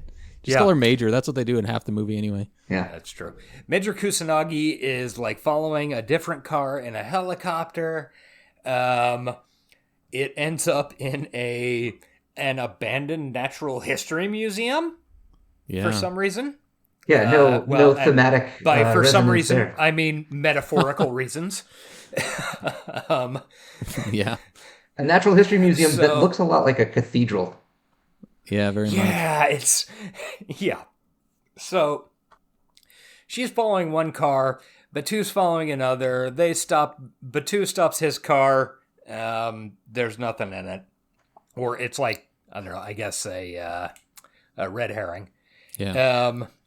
Kusanagi gets set down in the cathedral/natural history museum where the one car goes.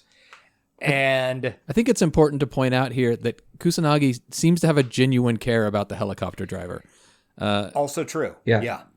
For a robot, she multiple times states that the helicopter driver needs to get the F out of there and keep himself safe. And she's willing to, put her own self on the line for it. But I thought that was interesting for a cold-blooded android killer. She's definitely looking out for her people.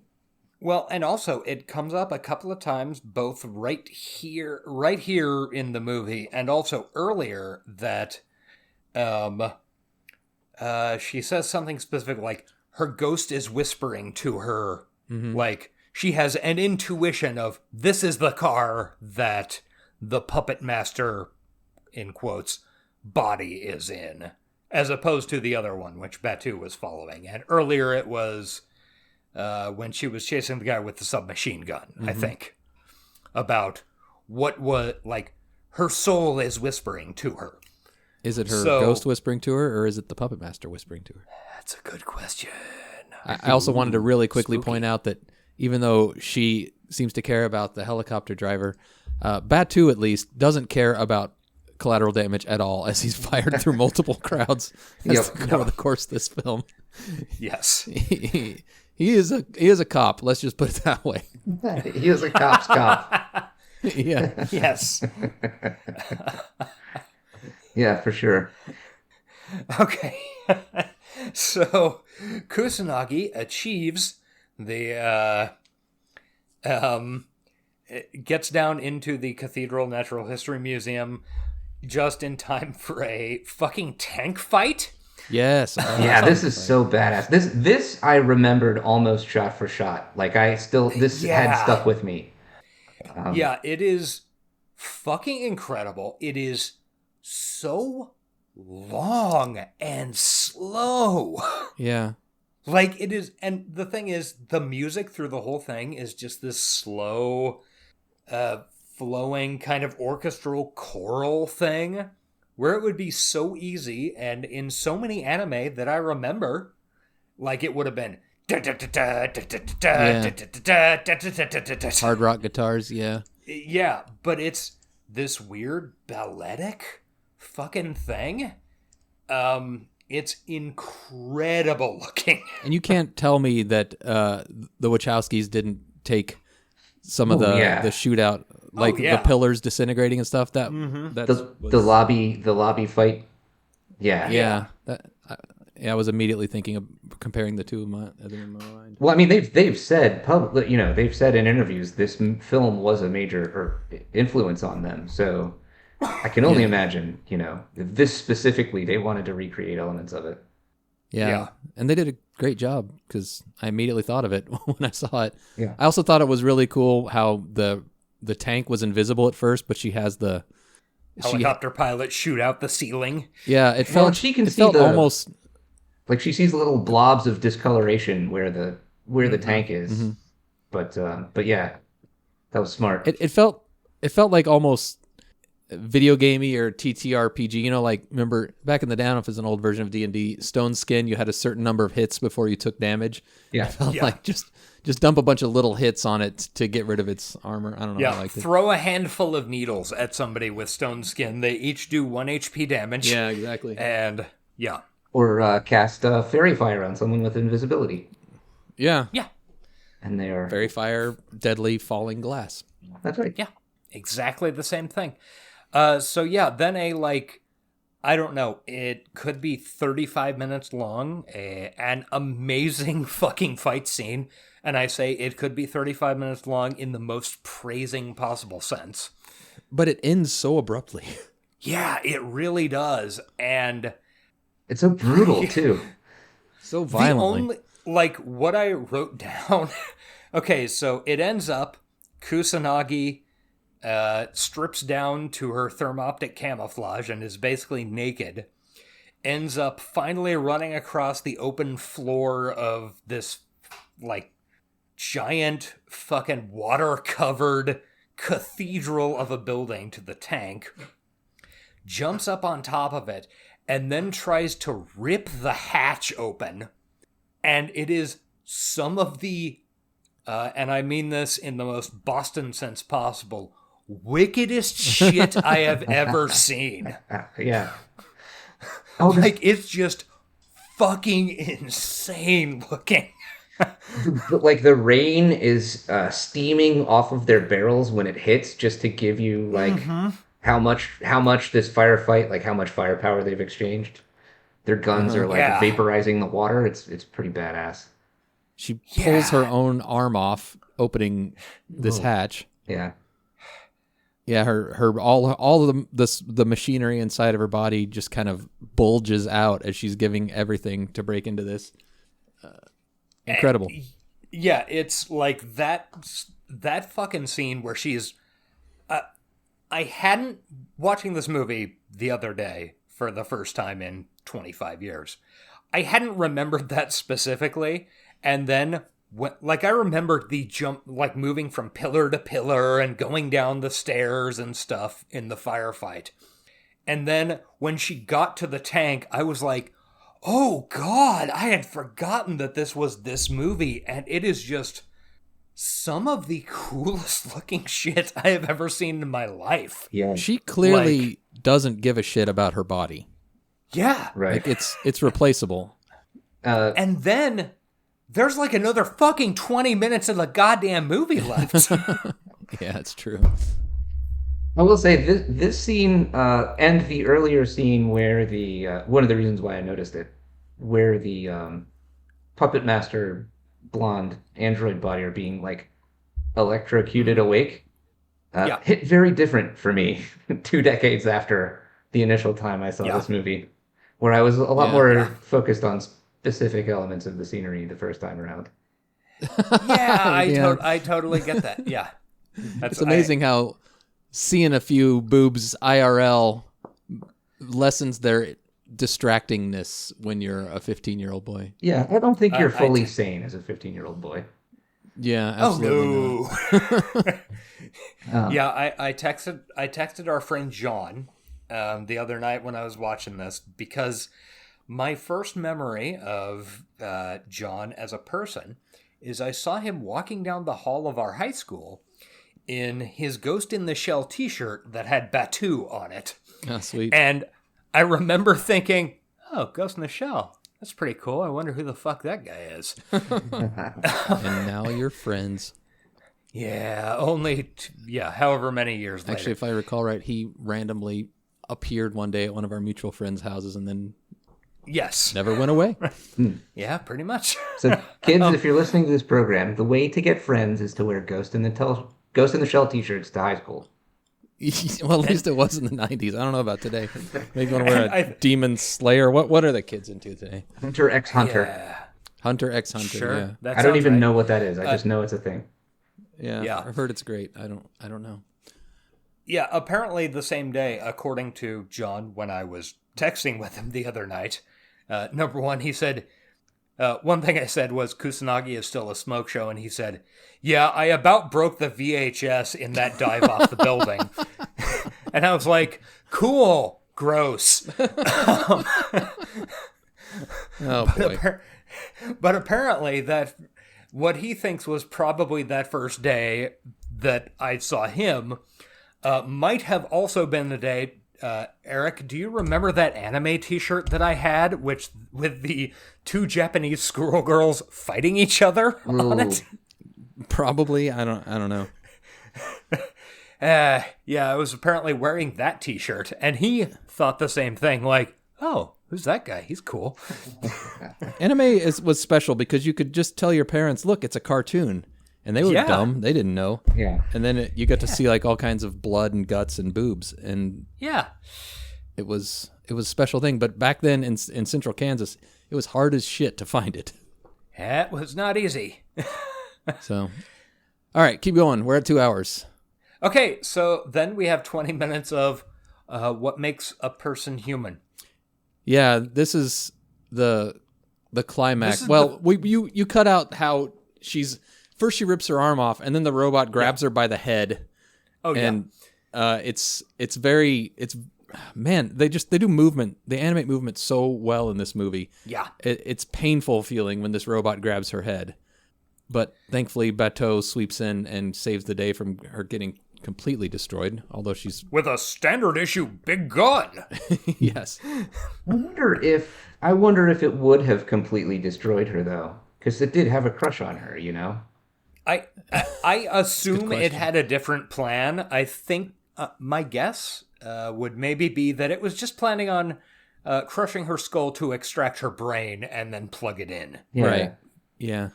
I'm guessing it was it had it under control. So go ahead. I'm sorry. I just wanted to note, like, one detail I noticed this time around when she's ripping the hatch open, they outline like all of the major muscle groups. You can see them under her skin, snapping and giving her back way and retracting up along the tendons, and it's so visceral, literally and figuratively. Visceral was exactly what I was going to say. Sorry. So Batu blows the tank away. Kusanagi is incredibly damaged. Her arms are ripped off. Her skull is partially crushed, maybe. Still all business, though. Yeah, and she says, hey, plug me into this. But this is the Puppet Master Cyborg body, which was in the car parked under the tank. They do some looping thing through the brain of the dead tank pilot. This is what they call diving, and she mentions it a couple times. They don't really get into what it is. Obviously, it's hacking someone's brain, as Ice-T would say. But you got to hack your own brain. But can she do this to anybody? I guess anybody with a cybernetic brain or implants. I guess she can do that to. I think that's the implication. Well, she did that's it to what's the happening to the interpreter and to one other person. Yeah. Yeah. Two other people, at least. Yeah. The guy in the mansion. So, yeah, that's right.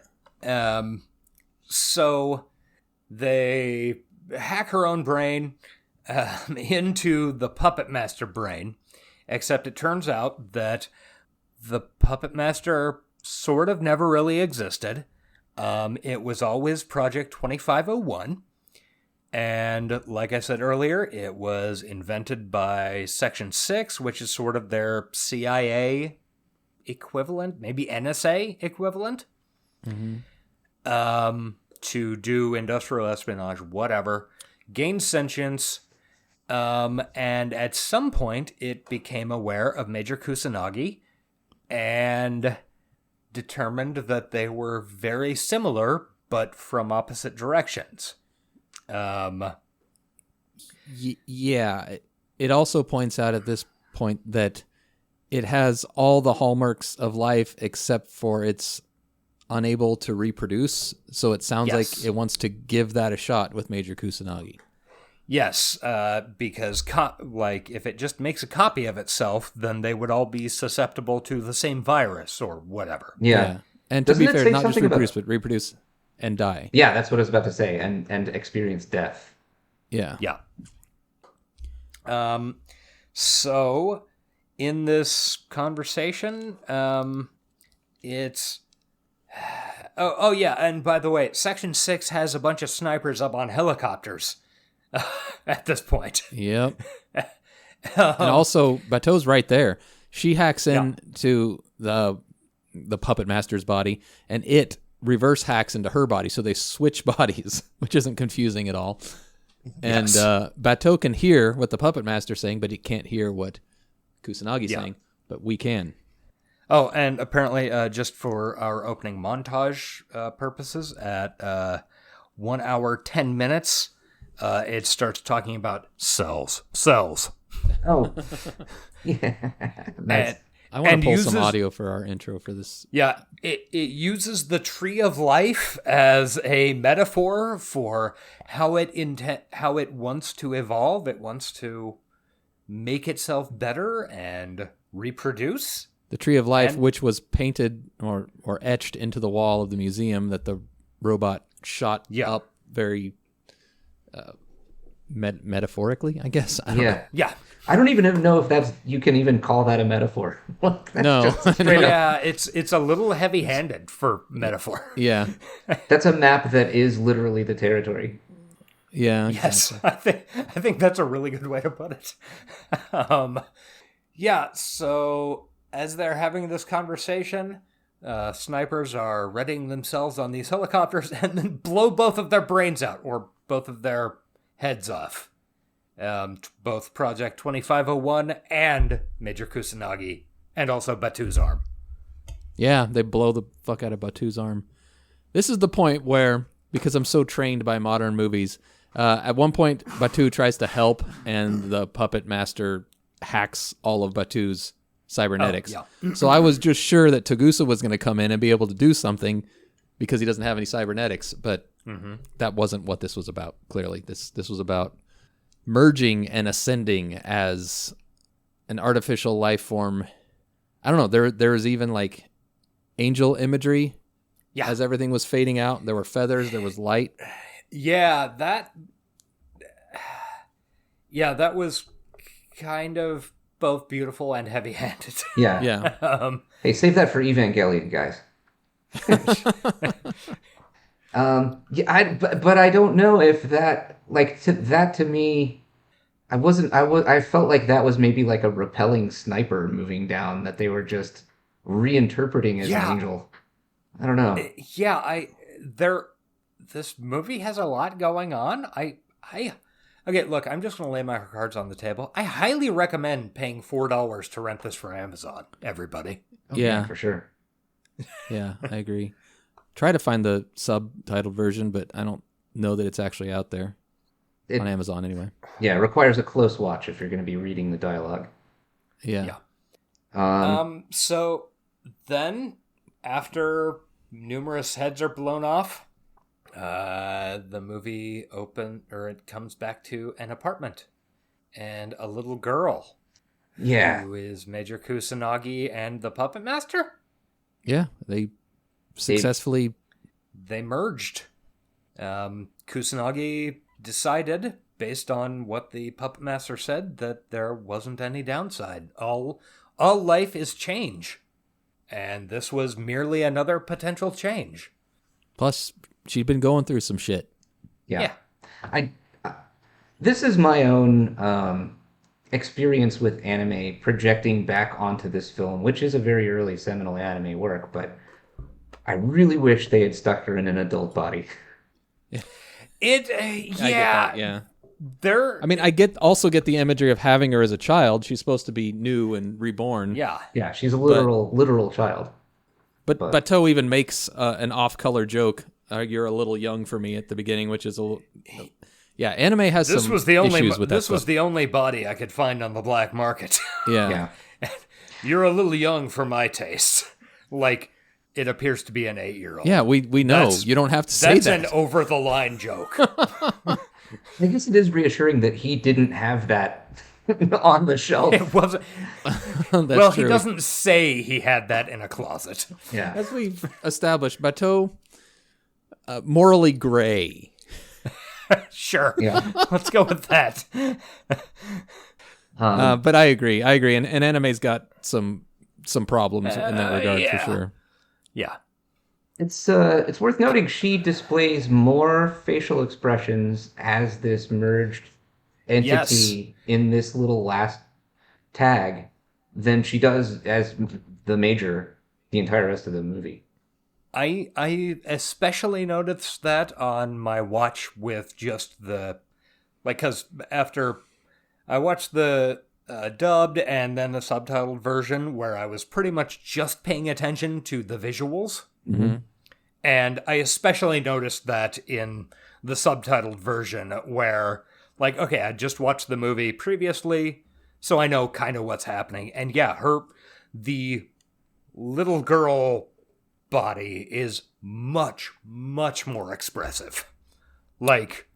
There is way more facial animation to that than there is in the entire rest of the movie. It's obviously intentional.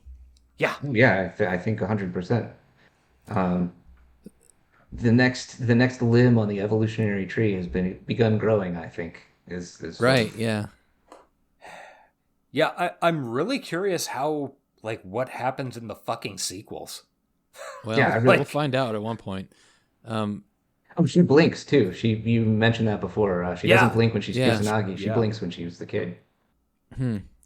Yeah, I've heard that the sequel is actually really good. Although I think it's going to feel a little more dated because they put a lot more CG stuff in it, which it's still a late 90s or maybe it's an early 2000s thing.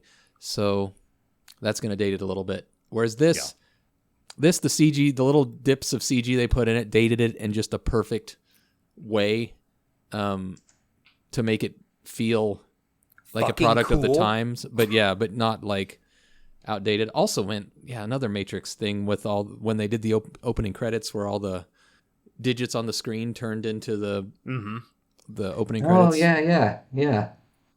Yeah, that was clearly flat out stolen from the Matrix. Yeah. Absolutely. I'll give them that it's an homage rather than a theft.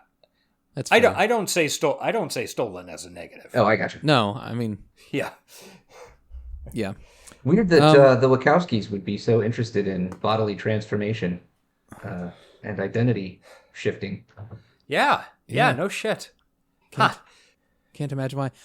All right, next week we're covering Altered Carbon. No, we're not. No.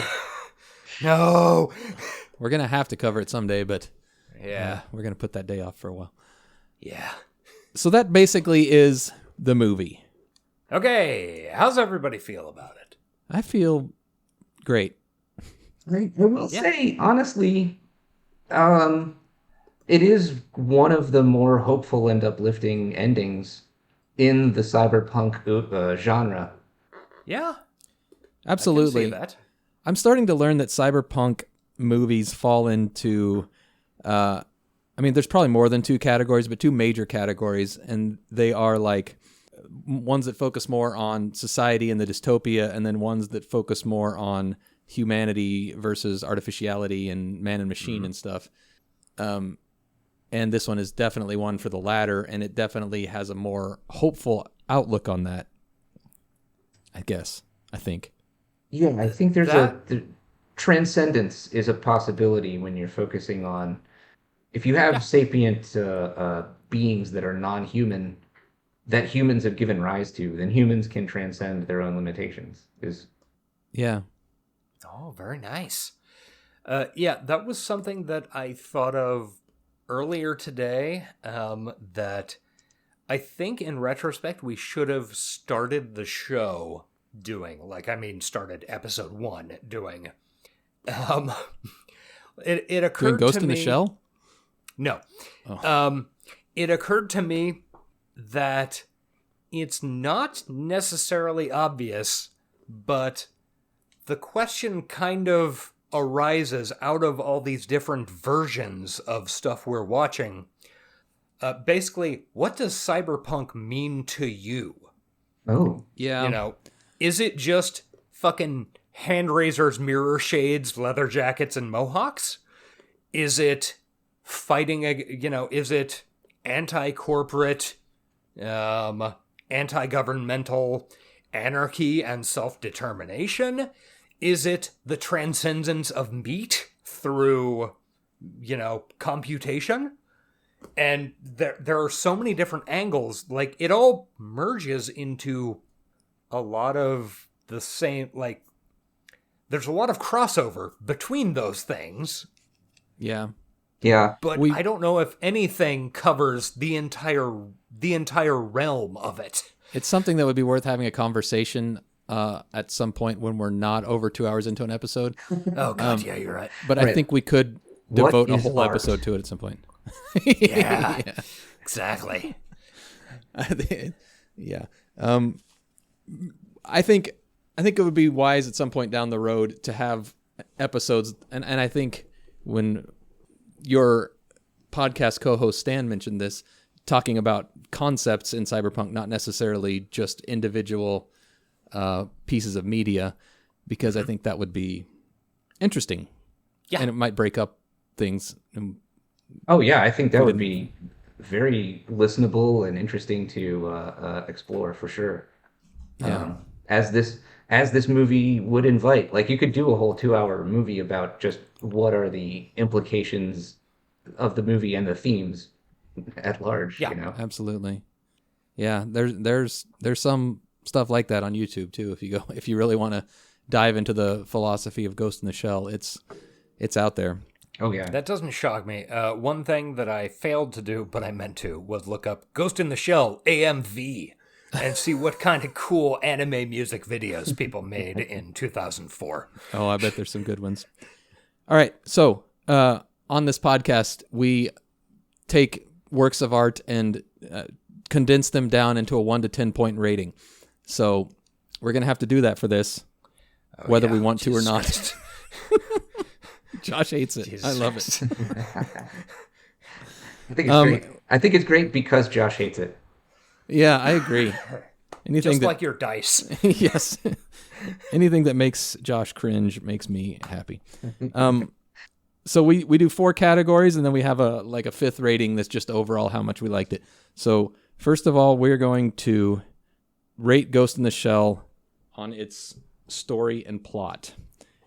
And that's kind of difficult to do because it's got a lot of stuff going on. I am fully willing to give it a 10 because while it is a lot of shit, like way too much for a fucking 82-minute movie, it's actually really surprisingly clear at the end. So, like, it has a level of complexity, but not confusity. Yeah, the only confusion comes with, like, the political stuff that's going on, but really that's all just there to advance the main... Yeah, that's a sideshow, Yeah. I guess, to some extent, even though it's also sort of the main plot. But It's basically giving you the motivations for the AI, the literally smoky room intrigue. Yeah. But yeah, what I think is cool about this movie is that when you start out, you think that the plot is international diplomatic intrigue, and it is something else completely and entirely. And it achieves that smooth transition, like you said. It's unrushed, unhurried, well paced. I give it a 10 out of 10. Okay, I agree. I can't really Hooray! argue for lower. That's the problem we've come on the show. We rate all this stuff really high, so I'm looking forward to next week when we're not going to. Next week is going to change that. Influence. We've already talked a lot about this. It's clearly influenced. It's influenced one of the more influential movies that itself has influenced stuff. So Ghost in the Shell 2017 is what you're talking about? That's what I'm talking about. That important turning point in media. The springboard to Scarlett Johansson's career. Yes. We're giving this movie higher ratings than Neuromancer if we aren't careful, but I think influence. You know, I can't say 9. I think I have to just give it a 10 too. Certainly in terms of film, like a film, yes, film media. I can't give it higher than Neuromancer. What did I give Neuromancer? You gave Neuromancer 10. 10? Yeah. Okay. I mean, it's inarguably 10. Yeah. Okay, 10 for this too. I'll chime in with a 9.5 just so Neuromancer can stay higher. Okay. I don't remember what the next topic is, but I'm expecting I'll be a little lower. This is like predictions of the future prescience. I would say this is pretty low considering it's supposed to happen in 5 years. Yeah, I don't expect to see any of this in Chat 6 GPT years. Seems like it's quite a ways out from the Puppet Master. A 1. I'm not going 1, but I think a solid like 5 is pretty fair. Yeah, I'd go a little higher maybe with like autonomous vehicles tying into that, and the wanton disregard for international law. Yeah. Oh, okay, good point. Okay, right. Let's go with 6 between wanton disregard for international law and sad garbage men. Yeah. Both of those exist. And don't forget, this presages Elon Musk's company Neuralink, which that's true. Oh, boy. Currently has a murders monkeys. It has a 99% fatality rate of the chimps that they got wired up. Yeah. That's a those poor sad guys. movie waiting to be made. Yeah. I'd love what to was see your number, the, Jeff? 6. 6. Okay. Just a little over 5. Yeah. Yeah, that's fair. Our last wait, you would love to see what now? Oh, sorry, I was just going to digress. I'd love to see the movie of Elon Musk's life end with his face getting ripped off by chimpanzees right before his Tesla bursts fire with him in his it. face and genitals? What a dream. Don't forget his genitals. They always rip the genitals off, too. They do know where to aim. Yeah. Lastly is style. Yeah, solid 10. Pretty high on style. This one it might deserve to be over Neuromancer, honestly. Yeah. This thing is loaded with style. I can't argue with 10 either. Yeah, it has the advantage of being a visual medium. It does. Yeah. And an animated visual medium at that. Yeah. And beautifully animated visual medium. So yeah. Just the cityscapes alone, like you can hear a smoky saxophone wailing in the background, even if you... Mm-hmm. It's exactly like the Shadowrun game on SNES. I guess. Love that game. Don't talk that game. The pinnacle of all style. That's what I think of with smoky saxophone in the background for some reason. Hell yeah. Baker Street, baby. I don't feel like we've given enough props to the soundtrack, but after I finished the movie last night, I sat and listened to the soundtrack on YouTube for its full hour run. Like the main theme is so good, and the the like percussion, the drums, they're a Japanese style of drums. Oh, yeah. It doesn't sound like other anime soundtrack. There's very little progressive electric guitar. Yeah. Yeah, it's beautiful. It reminds me a little bit of Devs, the Oh, I love Devs. I think Eric never watched it. I never did. I was sad then, and it seemed like a sad show. Very much so. I think maybe I said that to you. Did. I'm very happy now. Well, fix that by watching Devs. It was super great. Devs, check it out. All right, and then our last rating is just a 1 to 5. How much did you like it? 1 to 5 hand raisers. I'm gonna give it a 5 hand raisers. It was a fun. No question. Yeah, it would be really difficult to argue with 5. I mean, 18-year-old me, however old I was when I watched this the first time, 5 out of 5 for entirely the wrong reasons, and yeah. And then, 45-year-old me, 5 out of 5 hand raisers for hopefully the right reasons that I won't cringe to think back on when I'm 60. Yeah.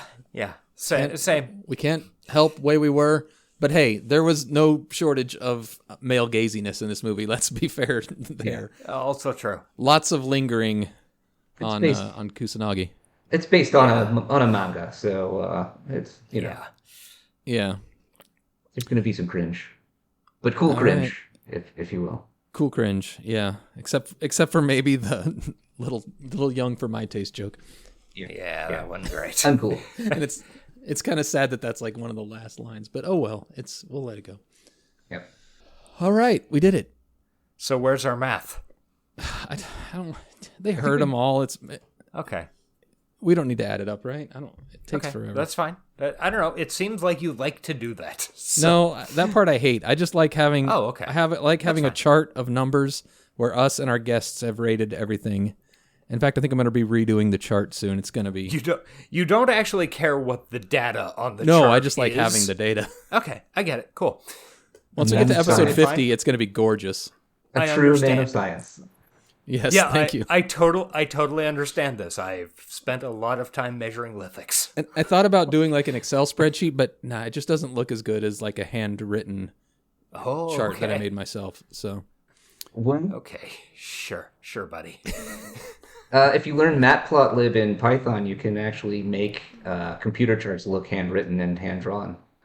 Ooh, sounds intriguing. Ooh. Okay, Jeff, please promote yourself / whatever you would like to promote so we can get out of here. Okay. Yeah. First of all, and also thank you for being here. Yes, thank you so much. Thank you guys for having me. This was a blast. I've enjoyed listening to this show and Johnny in a Minute before it, and I really had a great time on here discussing this, and I have a great time listening to all the other episodes. So thanks for. I also wanted to thank you for all the free shout outs on Astronomica. It always it's always absolutely a special kind of excitement when you hear your own show mentioned on one of your favorite shows. So it's cool. So thank you. Oh, yeah, likewise. Yeah, I like it's one of those things where it's like, hey, I want to let people know about a cool thing because that makes me seem cool vicariously. So that's why I like to give you guys a shout out. Yeah, we have a whole section at the beginning of our show, every episode dedicated to trying to make ourselves look cooler by recommending cool things. Yeah. So it's important.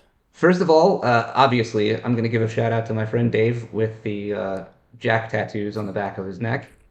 Yes. Yeah. It's Dave rules. Apparently, yeah. Yeah.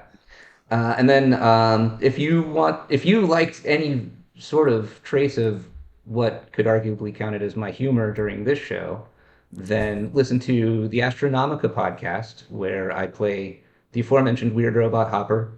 We do sometimes tackle in a completely absurdist fashion the themes of humanity and consciousness and self, and horror and revolution and a lot of fart jokes, actually. Probably more fart jokes now that I think about it. It's really hard to promote yourself, and there's always a tendency to undersell. But I think you go a little more than just fart jokes. I think you guys have. There's been some moments on Astronomica that have left me with feels as the kids these days are saying. A lot of them actually. So Thanks very much. I just want to give props where they're due, because sometimes it's hard to give yourself props. Well, yeah. I go ahead, Jeff. Oh, that's okay. I was just going to say, being, like, I don't want to come across as a raging narcissist on the mic. So it's true. Just to your friends. Yeah, just in real life. Speaking of your friends, the rest of your cast is also like spot on. Everybody on it is so funny and smart and good, and it's a good show. Check it out if you haven't already. It's a great crew to work with. You can find us, by the way, if you're curious, at www.astronomicapodcast.com, or by searching Astronomica Podcast. If you just search for Astronomica, you probably won't find us, because there's a bunch of like Brazilian artists that paint pictures of the stars, and that's what they tag their pictures with. But that's cool too. The podcast in there, we pop right up to the top. Yeah. I highly recommend Astronomica for literally anybody who has been listening to our bullshit, because I feel like we're on a lot of the same wavelength. So if you've put up with, 100 episodes of our nonsense, you would probably be interested in their nonsense. And they've pretty recently had a good jumping on point, entering a new system. Yeah, that's true. So, if you don't want to listen to a backlog. Yeah, if you don't want to get caught up, we do have like about 120 episodes out now, I think. But we also, every time we hit a major narrative point, we do give a comprehensive recap. So you can just scroll back a good 15 episodes or so and find a spot to onboard. And then if you like what you hear, you can jump back up to episode 1 and catch up on the backstory along the way, if you so choose. It's optional. You'll get us within an episode or two. Yeah. All right. I guess. We've got Twitters. You have a Twitter? No, did you want to promote, or just rather keep that under the radar? No. I don't. I'm on Twitter at @planks_constant, PLANX. It's a physics pun, if you're nerdy enough to pick up on it, and at Astronomicapod. And you can also find all of our socials and a link to our Discord, where we actually spend more of our time, on astronomicapodcast.com. It is non-inspiring. It is non-inspiring, as a good link should be. I do spend quite a bit of time in that Discord. Yeah, Eric is on there. Josh has never been on and never will be on. No, never once. Never once, and nothing can prove otherwise. You can check out Josh's Twitter at ace_Collins. Speaking of which, I found out there is apparently an author out there, potentially of legal thrillers, named Ace Collins. So I might have to change my Twitter. Make him change his Twitter. Yeah. I don't know. I just found it like today and was confused. So he appears to be like 60. I don't know. I'm going to have to like figure it out. Yeah. Throw the old man a bone, unless he like writes about how the Nazis were awesome or something. A 60-year-old man writing legal thrillers? Surely not. I know, it's shocking, right? Oh, can I do one more shout out real quick? Absolutely. My friend Eric is on Twitter at @thefrog_0.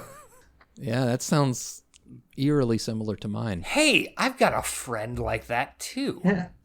Just wanted to give him a bump. Thank you, guys. I'm honored to have friends. I think that's where we're gonna call it, though.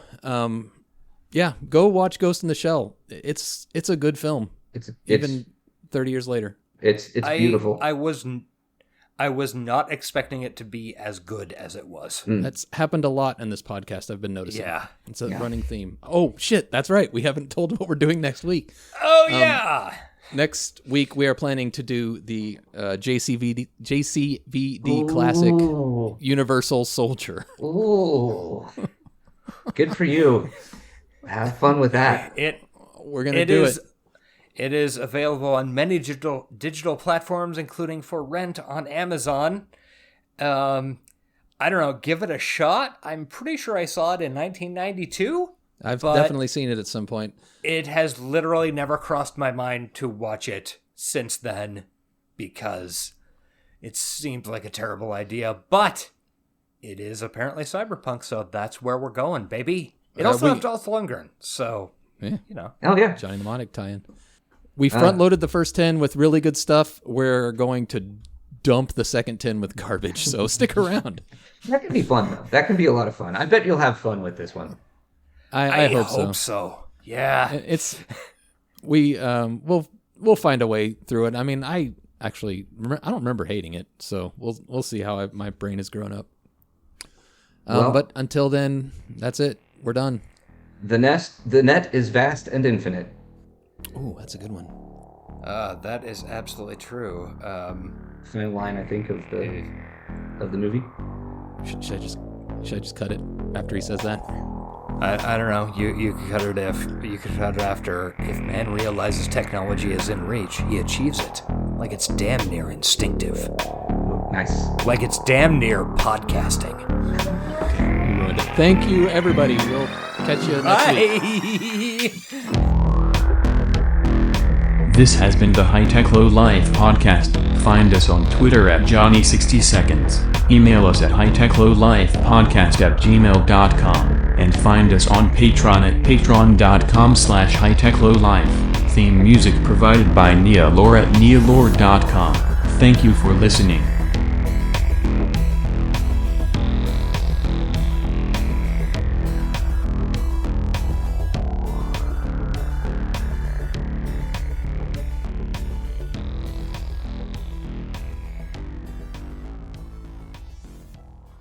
Excuse me, Robo, any special message for all the kids watching at home? Stay out of trouble.